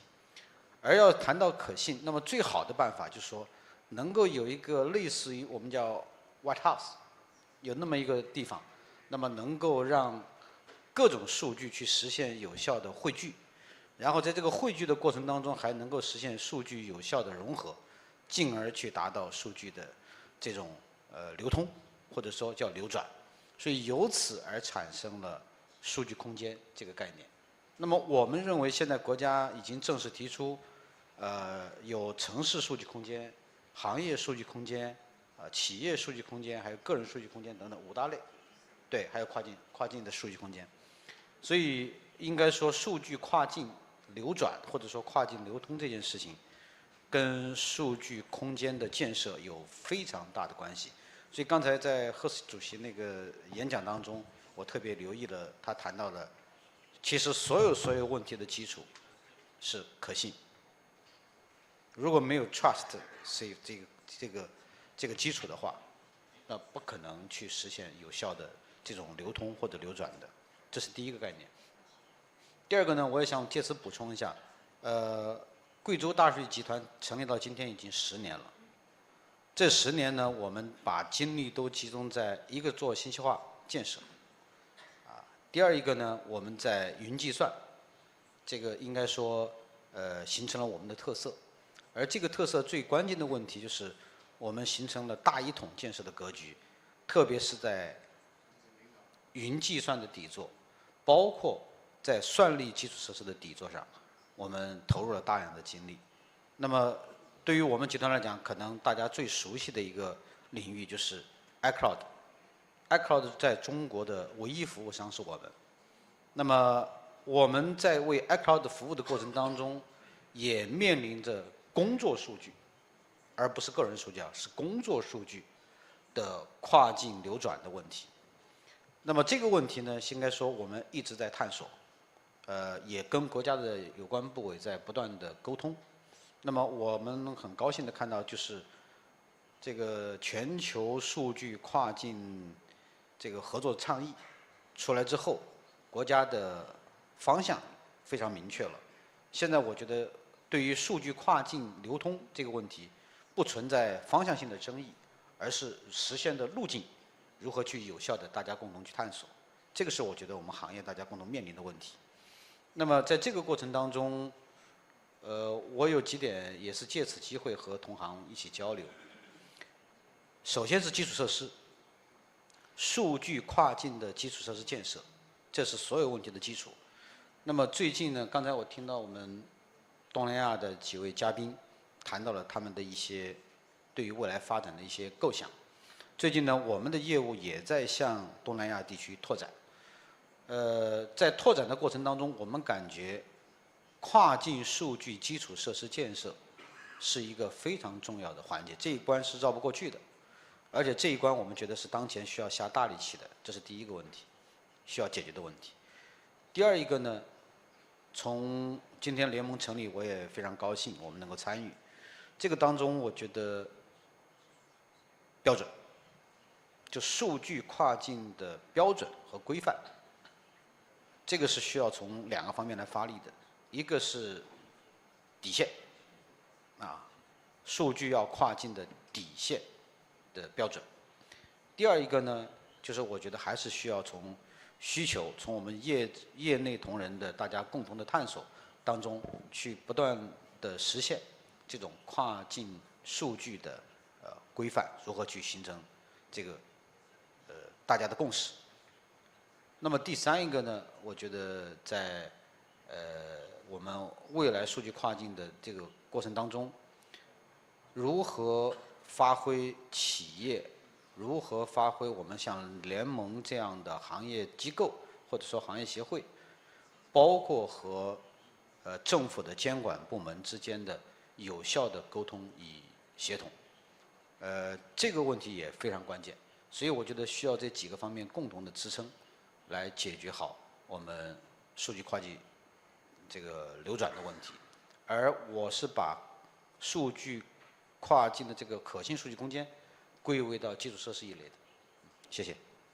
好，那我感谢那个10号书记帮我们打了个底哈。这是为什么呢？因为这个词本身有非常多的解释，但是呢，那个10号书记帮我们打了一个底，说这数据空间其实很复杂就是包括了那个他们的 policy 也包括了那个技术也包括了这个人有相关的架构其实极其复杂。那今天早上呢，其实呢我们签了一个 MOU 那签的其中的一位呢就是楼东那个院长那我想特别把刚才10号解释的那个数据空间再推多一步当他放了在香港作为一个香港站，以香港作为一个 example， 香港作为一个例子，能帮助企业什么？特别是一些因为香港是一个地方它是一个很多国际公司在这里那国际公司呢，它可能在巴基斯坦、印尼、菲律宾都有生意那这个国际空间站怎么帮助那些国际公司在香港这个地方呢，会更好的去处理这些跨境的一些数据问题。好，谢谢车总。刚才觉得徐总讲的非常好。其实数据空间呢，它是伴随着数据的流通、交易这个过程当中自然产生的一个实践，然后逐渐的形成一个理论的基础，然后面向未来的这个规则标准，整个一个体系的建设，逐渐现在我觉得被全球所接受。那我们总得有一个统一的一个规则和技术体系，来便于数据的互联互通，互操作性。那刚才您谈到的这个问题呢，我觉得也是刚才徐总长、徐书记讲的这个，一直想这个澳门的这个特殊地位、金融的地位是吧？自由港的地位、人才的优势，这样天然形成的这样的一个关系，所以必然成为一些国际公司进入内地市场，或者是我们现在的非常流行的跨国这个出海企业，它需要这个去东南亚。它需要去中东，它需要去“一带一路”很多的地方。那香港能够提供非常好的这样一个支撑的作用。那数据空间这个占的这个作用呢，就是说来加速数据的流通和交易。那我想这个车总和杨德斌会长在过去10年当中一直在推动跟内地的这个数据的流通，我们看到了非常好的进展，特别是在大湾区。那么现在如果说加上数据空间技术，可以极大的提高内地和香港数据的互联互通，极大的提高它的效率。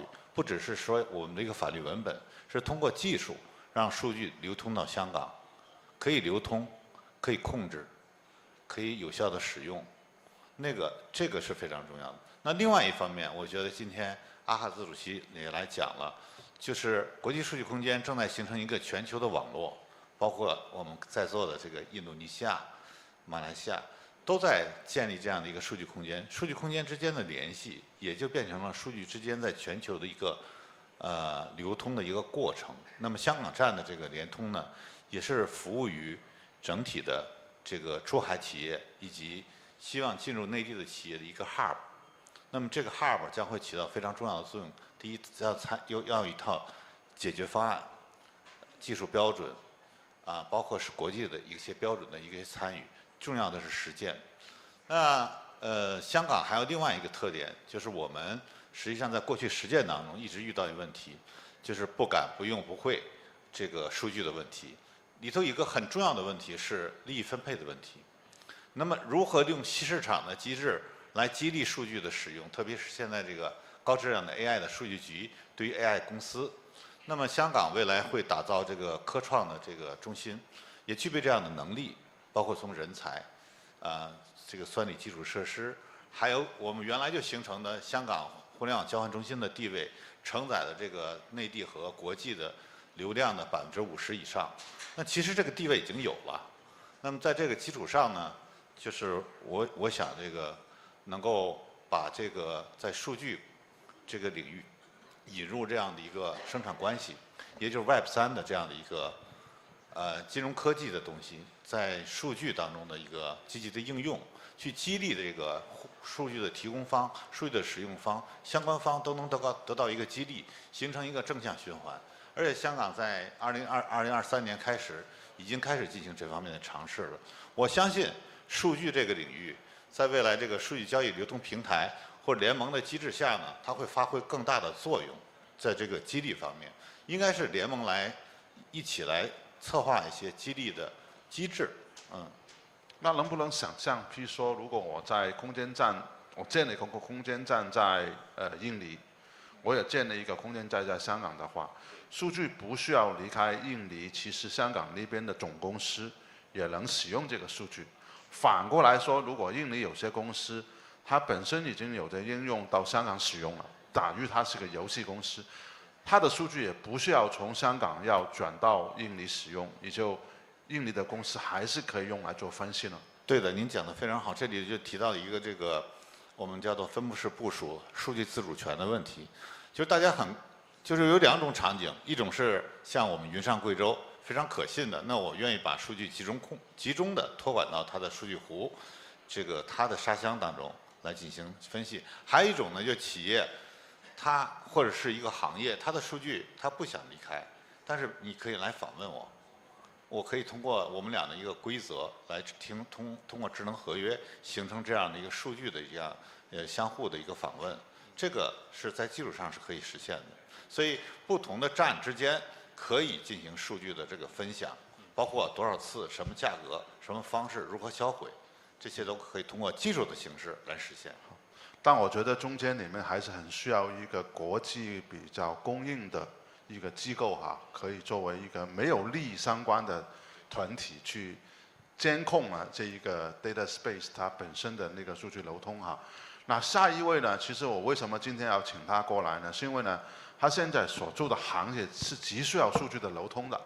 那他跟下一位准备要讲的那个王健博士呢有相关啊，因为呢，你知道 Tesla 的 data 是放在上海临港的。那但是呢，今天那个我等一下要问的秦杰博士呢，他本身是做车联网的，所以汽车的数据呢，它是肯定注定是分布是在不同的国家里面哈。当然也是它本身的公司是家美国公司，也在中国有公司，所以呢，它一定要解决这个跨境数据的一个问题，作为它的行业。所以我想那个秦杰博士帮我看哈，因为刚才是几位是国际的那个自己这个国家里面的那个领导，那后面呢，其实需要书记已经帮我们打了一个底，什么叫数据空间以后。楼东博士呢就说了啊，其实那个空间可以帮助我们国家跟地区之间的那种数据，我去地区跟出地区之间的那个数据的流通的时候，可以帮助他们数据不需要离开这个地方也能使用。所以我想，那个秦杰博士帮我们把一下脉，作为一个行业里面的领先者，怎么看这个数据空间与数据流通的关系？这个能不能解决企业的问题？好的，谢谢品觉老师，跟品觉也多年有这方面的一些交流，因为确实呢，我的从事的数据方面呢，主要是在行业的应用，但这个行业应用呢是很多是跨境的，是吧？那么其实在美国的当年呢，就是以过好几个公司的这个经历，基本上都在数据的应用方面，而且数据都是国际化的。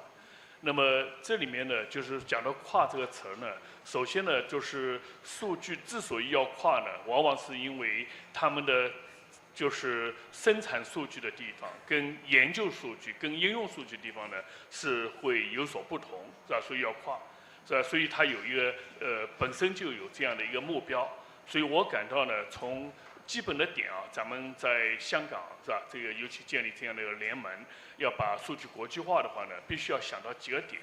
一个呢是确实要面向国际，是吧？那这个国际呢可大可小，是吧？现在是很多的国家呢，现在在汽车方面呢都走向智能汽车，智能汽车里面的最基本的一个点呢，就智能网联，是吧？所以这数据的产生呢，已经是全球化了。所以想到这一点呢，就是我们要就是注意这个汽车的本身的数据的采集，它的标准化，是吧？以及在这方面的一些业务的应用是不是要跨境这是第一个点。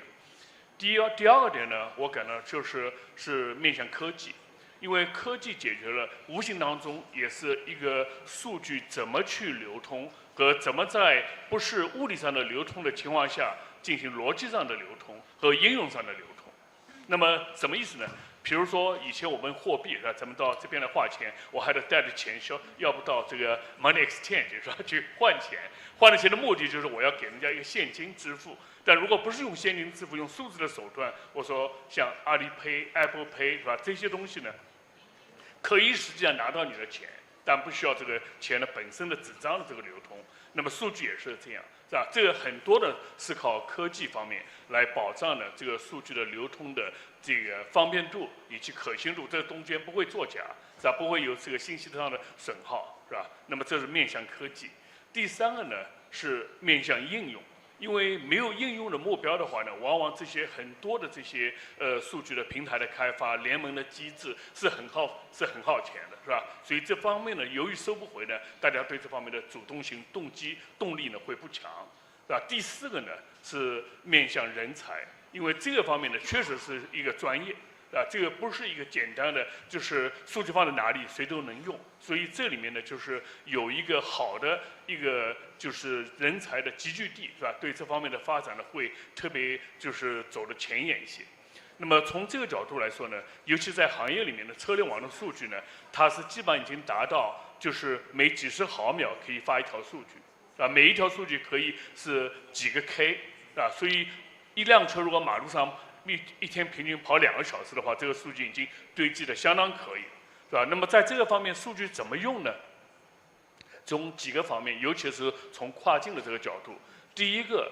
国际上的品牌在中国是吧？造车、生产车，那么这个造车、生产车呢，很多呢是在研发的这个需要呢，它需要拿到一些车的行驶的数据，是吧？包括路面上的一些数据呢，然后呢进行研究，帮助这个车的这个更新换代，是吧？做得更成功。而这些研发呢，往往是在不同的国家的，车是在中国跑。是吧？有中国的行驶的一些数据，这个路面的状况、事故故障这些东西都发生在国内。但是研发要解决问题呢，这些研发的人员和他的基本的技术呢是在国外，而且他要解决的也不是中国一个国家的问题，是全球的。像尤其特斯拉为代表，是吧？它是全球到处都有这个方面的一些数据采集的必要，来满足它的尤其在无人驾驶、智能驾驶方面的需求。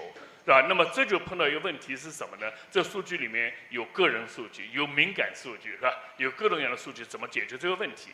那么当然呢，从个别的角度，比如上海的临港，是吧？帮助呢，就是能够在特斯拉的这个中国的行驶的这个数据呢，能够部分的，是吧？就是采集和输送到一些研发的机关。那我们当时跟品菊老师也经常在研究呢，是不是临港是一个特例？临港除了做这件事，那其他的数据呢？是吧？所以要有一个更广泛的被大家所接受的一个地方呢，香港呢就是这样的一个，就是可以大家比较相信的，人才比较集聚在一起的，而且是跨行业的数据比较已经有很多的这方面的能力的这样的一个集聚地，是吧？所以这是第一个方面啊，就是这个车的数据要出去的话呢，就是尤其是国外的品牌在中国或者在不同的国家怎么数据出去。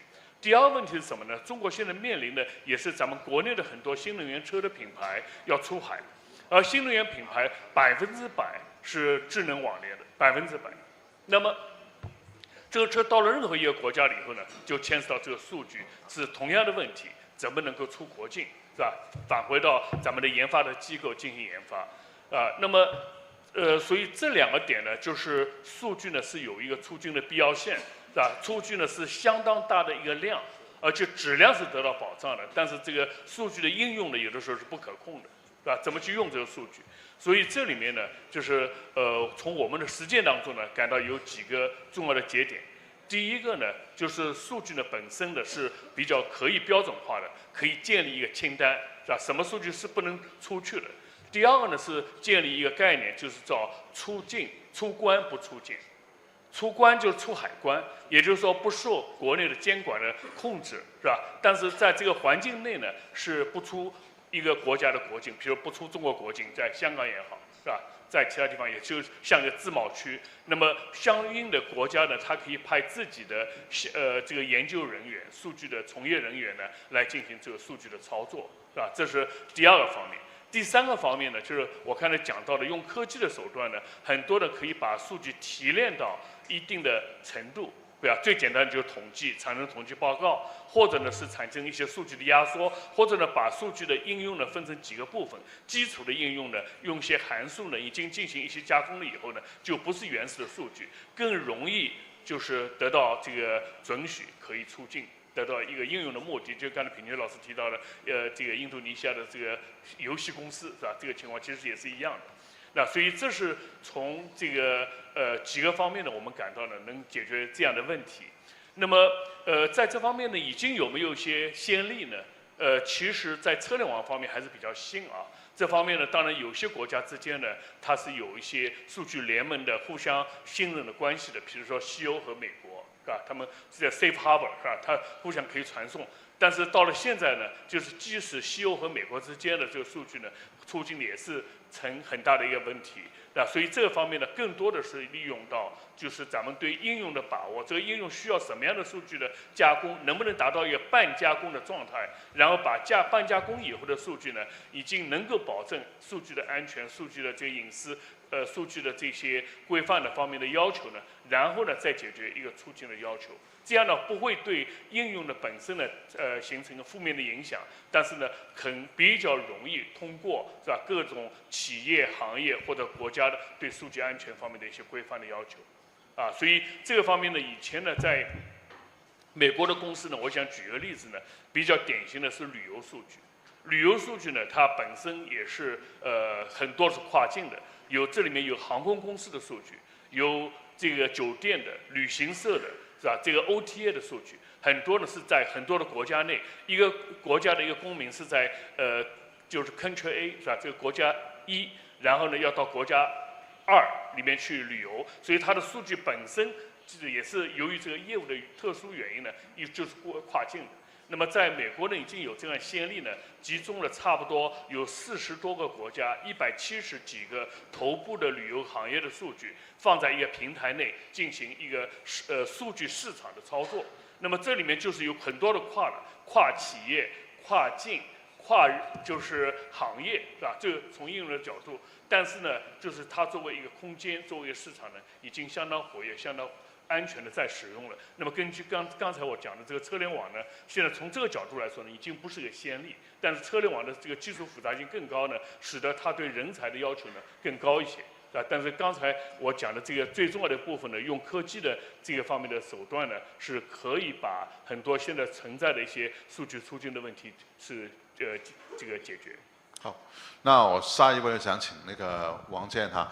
那上海临港呢，其实也是有个说法叫国际数据专区，有时候也是特区，这种说法。那 Tesla 是把它的数据是放在上海临港这一块国际数据专区里面的。我想你介绍一下，用什么办法可以让那个，譬如说它会成为一个这样的。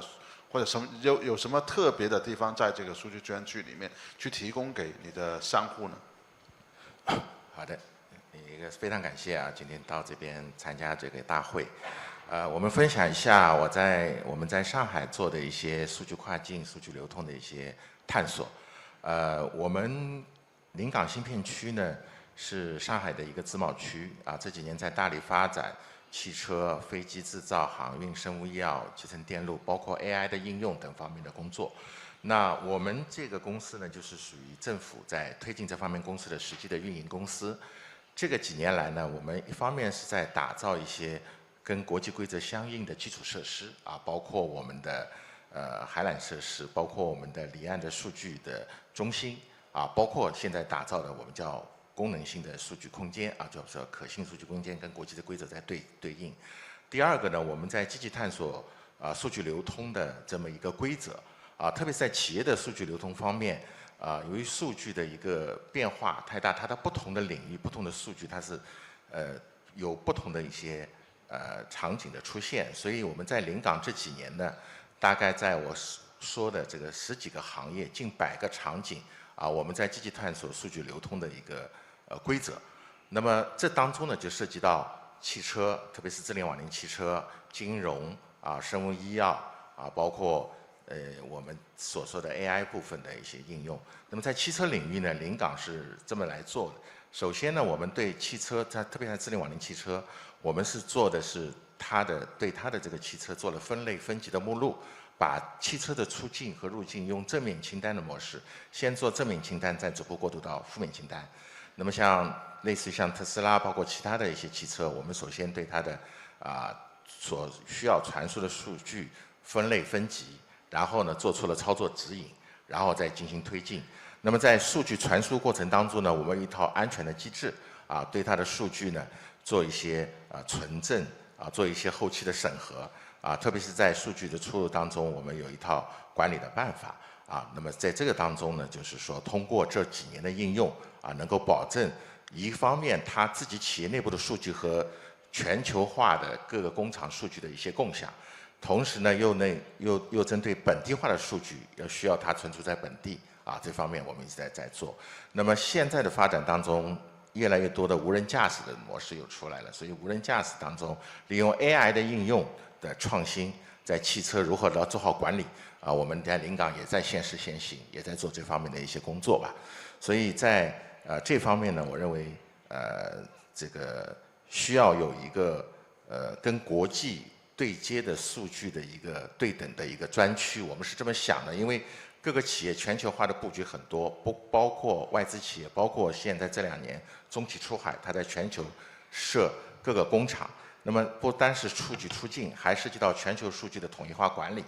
这个在不同国家、不同区域，像欧洲、像美国、东南亚，不同国家都有不同自己的管理规则管理需要。那么这个时候呢，就需要我们这个就是今天所说的这种跨境数据空间。我理解的跨境数据空间，它包括了基础设施，包括了和国际各个区域规则的呼应都是在这个跨境规则里边。那么这样的话呢，我们联盟通过不同跟国家之间形成数据规则、基础设施的对接，这样的话呢，让数据能够更加高效便捷的流通，就比较有价值。那么临港这2年呢，一直希望在各个国家做数据对等的专区，实际上就是跨境数据空间的一个实践。我们利用国际数据港的联盟的这个，我们自己国际数据港也有一个联盟上海的。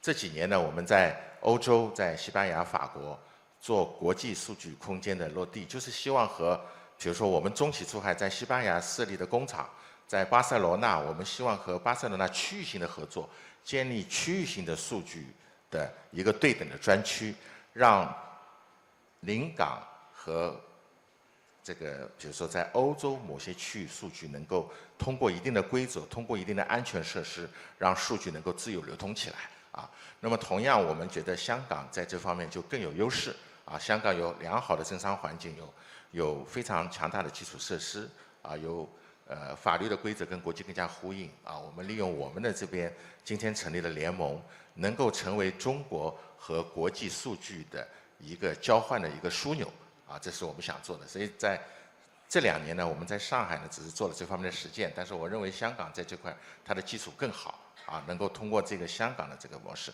跟国际的这个数据能够进行对接这是我的一些分享。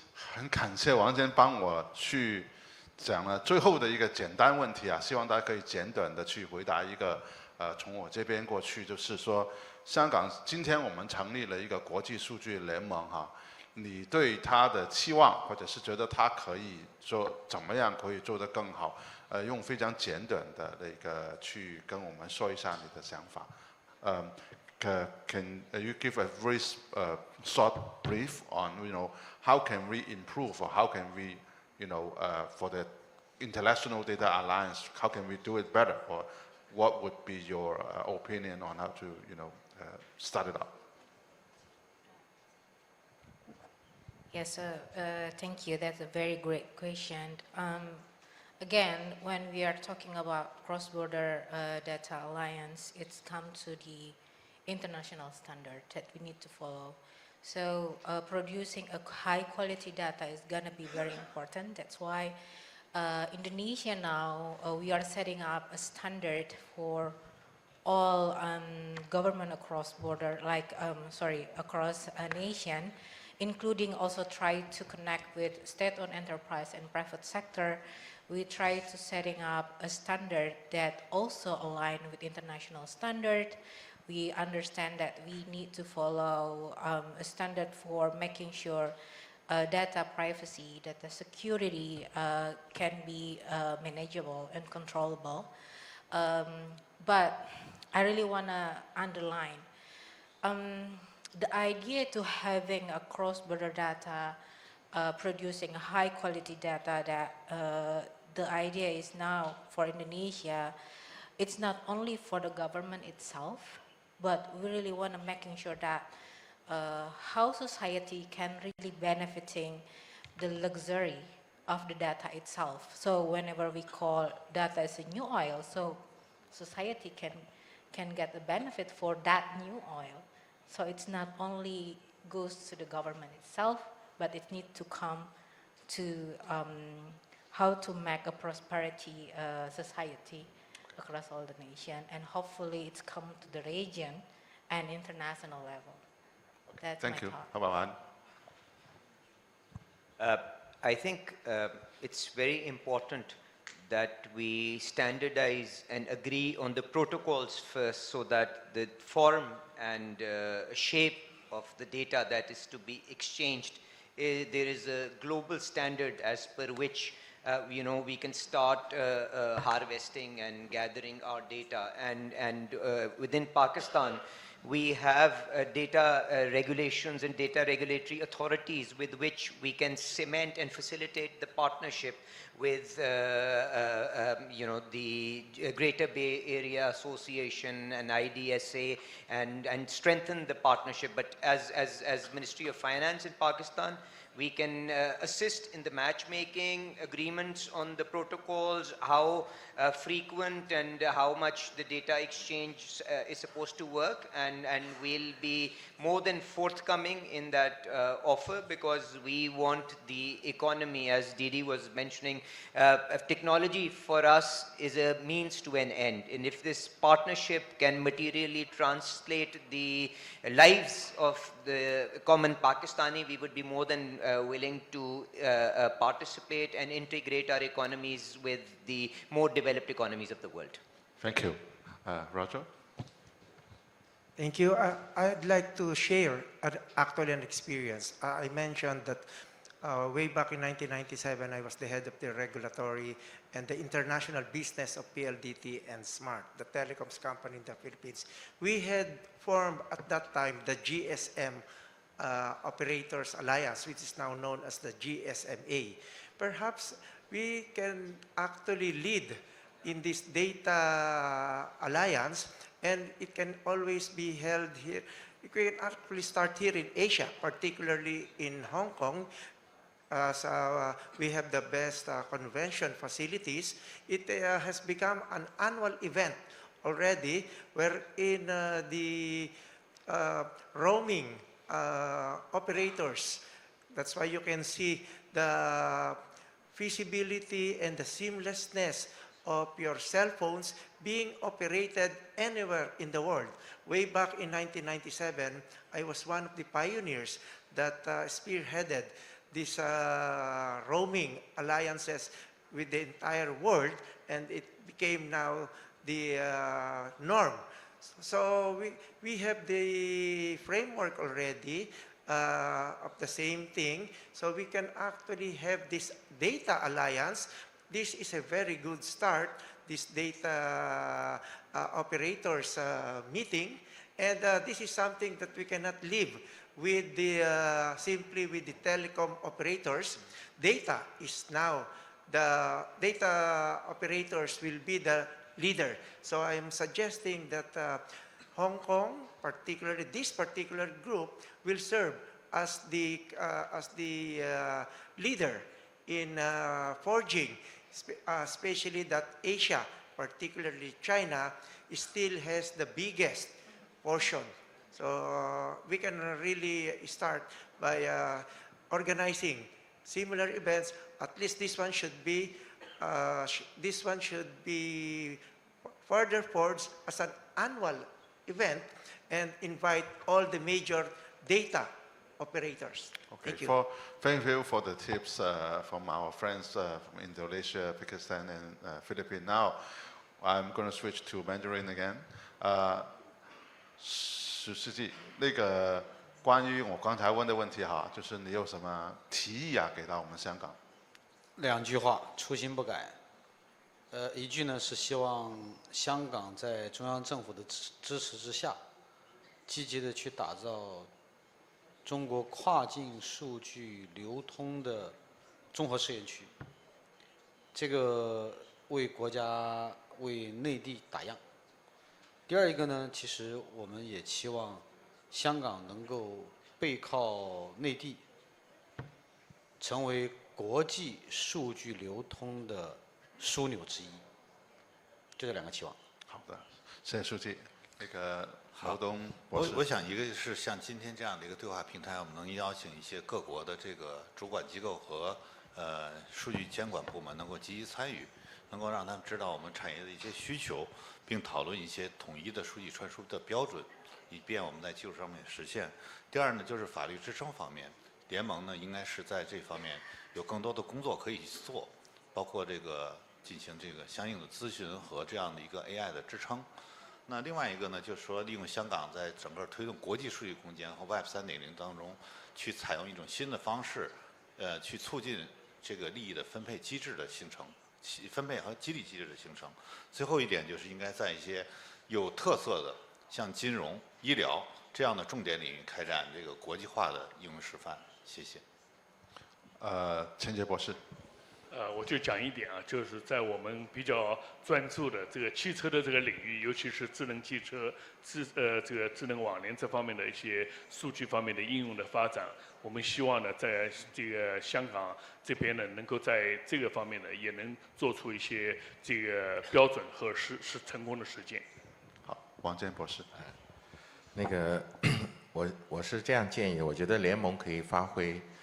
因为在数据治理当中，我们是成为政府这个数据安全的管理者和企业之间的一个桥梁。我们可以把政府的政策、管理者的要求和企业的需求相互结合起来，能够起到一个传输沟通的这么一个作用，然后把企业的场景能够收集起来，来促进一些规则制度的能够改变，这是我觉得是非常好的。第二个呢，我觉得因为利用香港的这么一个优势。我们把国际数据的治理的这个技术的能力、标准各方面，通过我们联盟能够更快的建立好，这样的话让全球数据能够更好、便捷的流通。对，就这两点，谢谢。It has been a fruitful discussion this morning, and I am very glad to talk to you guys in this morning, and thank you very much for the time. Thanks.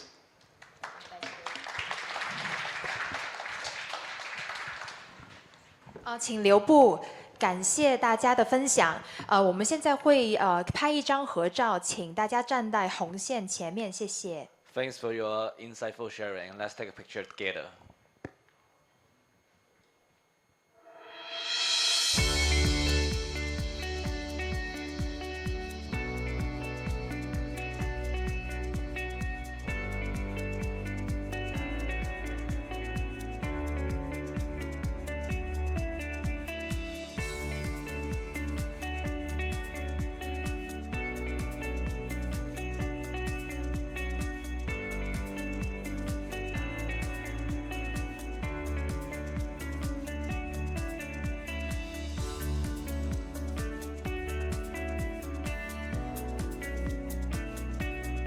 好，再次以热烈的掌声感谢各位嘉宾的分享，请各位嘉宾先行回座。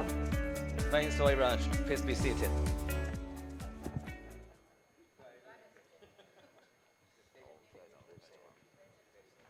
随着各行各业日益数字化，跨境交易亦显著增长。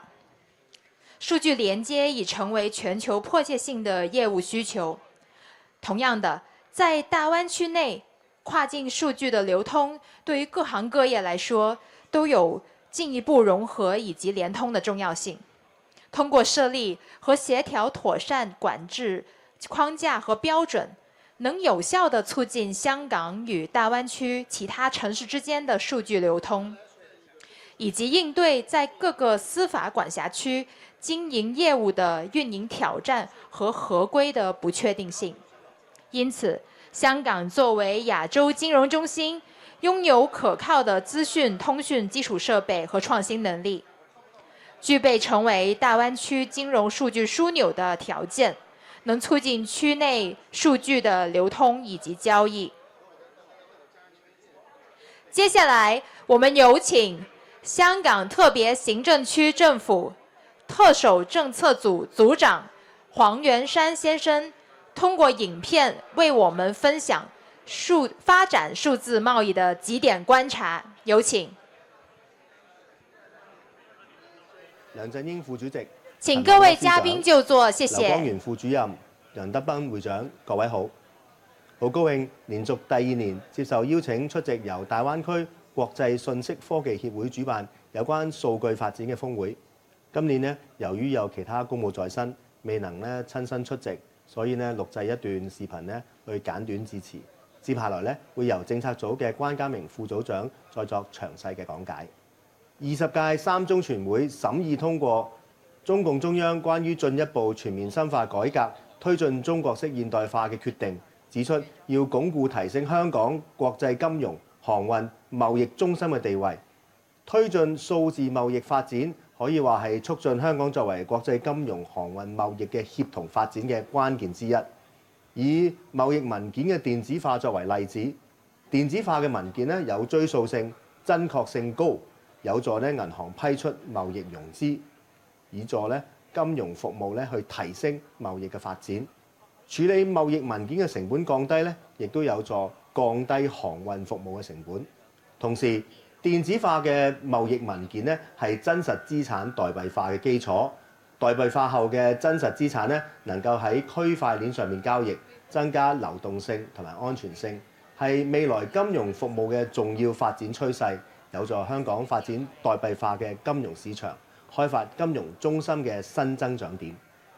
去年10月公佈嘅施政報告提出咧，健全促進實體經濟同埋數字經濟嘅融合發展，係新質生產力嘅重點之一。特區政府咧會提速發展數字經濟，以及咧積極推進企業貿易嘅數字化嘅改革。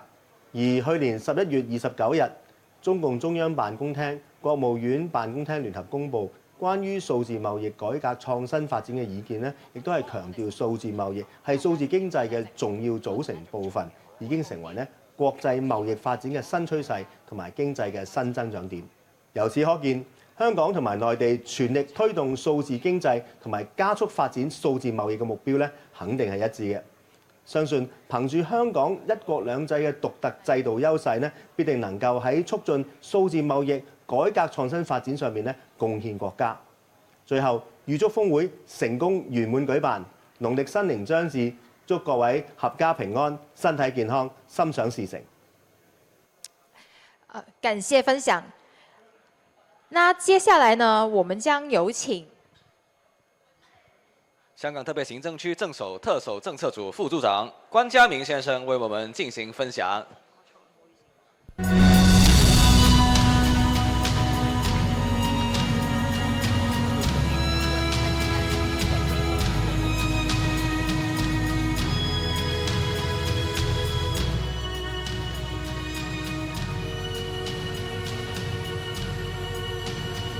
好，我們再次以熱烈掌聲歡迎關家明先生。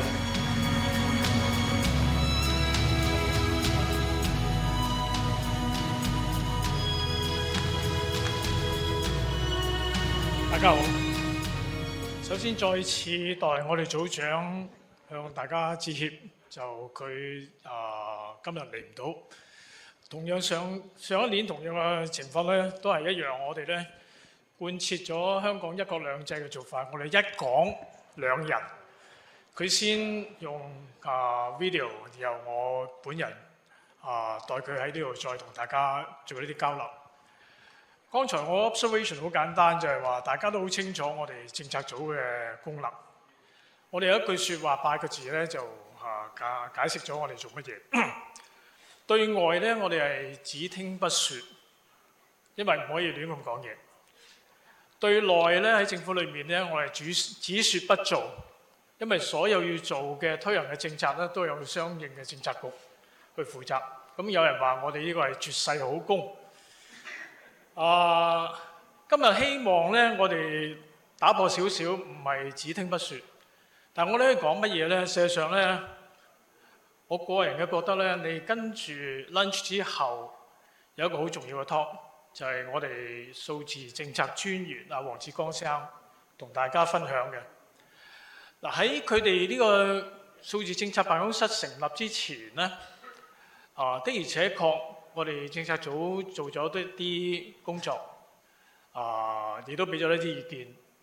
咁希望咧將香港喺數字經濟嘅發展裏面咧，能夠集中去推動，成立咗呢個辦公室。具體有好多方面嘅發展咧，肯定係黃專員咧，佢係最掌握嘅。咁我喺呢度可以同大家分享啲乜嘢咧？就承接翻正話組長提嘅幾個方面。我哋睇咧數字經濟嘅發展有兩個方面，一個就係香港本身嘅經濟，點樣去數字化。但係更重要一樣嘢就係要發揮香港一國兩制嘅特色，同國家、同地區、同以至世界裏面咧，著顯我哋一啲比較特殊嘅功能。喺呢度咧，我希望提3個方面係我哋政策組經常或者會比較着意去了解、掌握同埋推動嘅。一個就係整體數字經濟同其他地區之間嘅連接。正話講者裏面亦都提到唔少，希望香港可以起到嘅作用就係話連接國家同埋世界其他地方。喺呢度喺一個政府層面咧，我哋比較着重嘅咧就係有關區域嘅協定。第二個方面咧就係繼承翻香港本身個經濟發展，喺貿易同埋金融兩方面數字化嘅發展。數字經濟協定簡單嚟 DEPA 啦 ，Digital Economic Partnership Agreement。嗱喺呢度我哋唔係行得最快嘅，亦都好似同其他嘅自由貿易協議一樣啦。我哋知道而家有一個 existing 嘅agreement， 就係有4個國家已經參與咗。中國亦都喺幾年前咧提出咗需要參與，同時間亦都有另外有5個國家咧係報晒名㗎啦。香港暫時喺呢方面咧，我哋仲未係正式話希望參與，但係咧只可以同大家分享一下咧，就係呢個係我哋其中一個非常非常重視嘅一個題目。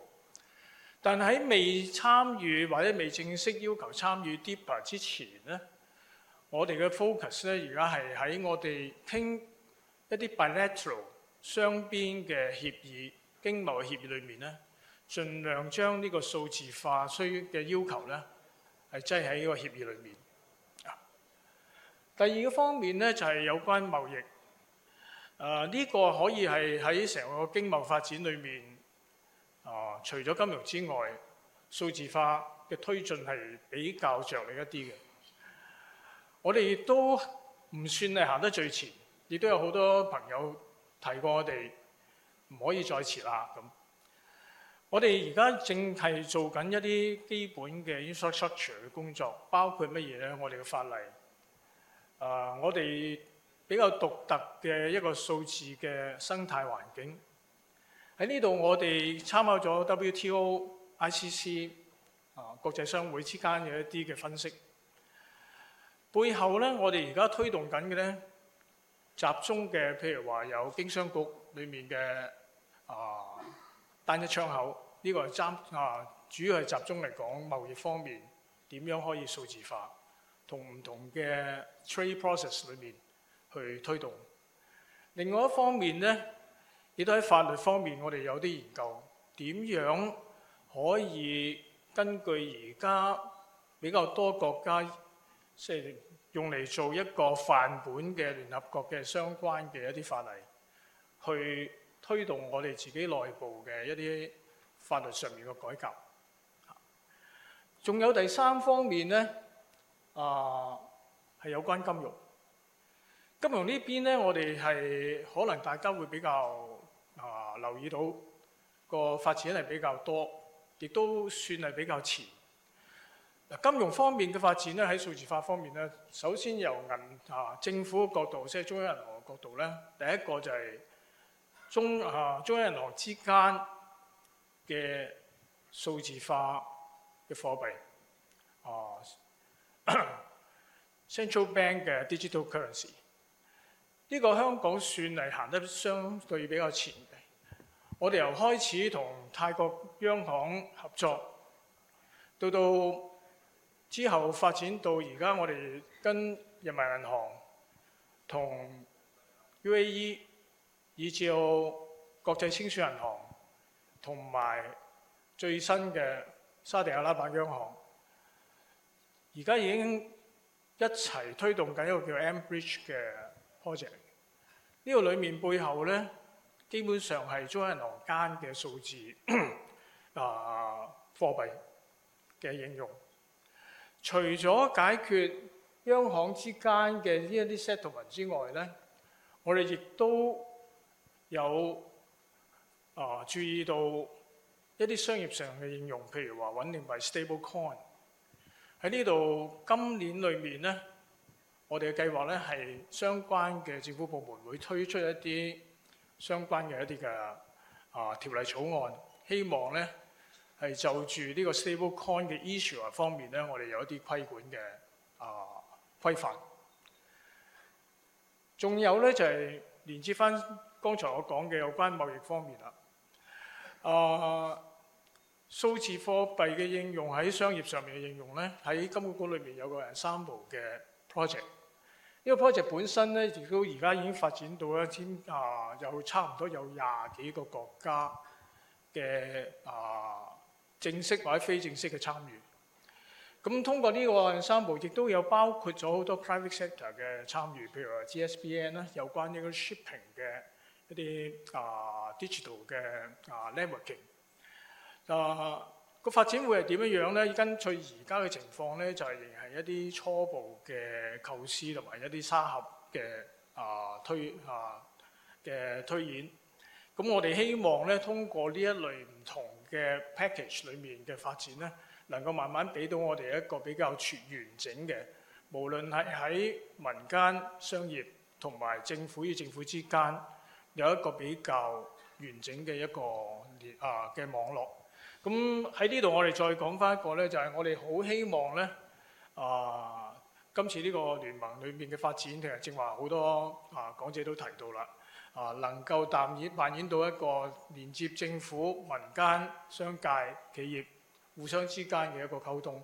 咁我哋因為個政策組佢本身咧只聽不説，咁我哋能夠講嘅嘢咧，可能咧就唔係太多。咁我亦都知道咧，我係喺你哋午宴之前係最後一個講者。咁為咗唔阻礙大家跟住食飯，然後之後再聽翻更加重要，我哋黃志光專員有關數字政策方面嘅發展咧，就我到此為止，多謝大家。多謝關家明先生對我哋嘅分享啦。咁再次感謝今日上午咁多位嘉賓嘅精彩嘅分享啦。咁轉翻做呢個普通話先啦。今天上午的環節就圓滿完成。請攜帶好各位隨身的物品離開現場。下午我們1點45分請回到這裡峰會現場。到時我們2點鐘開始精彩繼續。謝謝大家。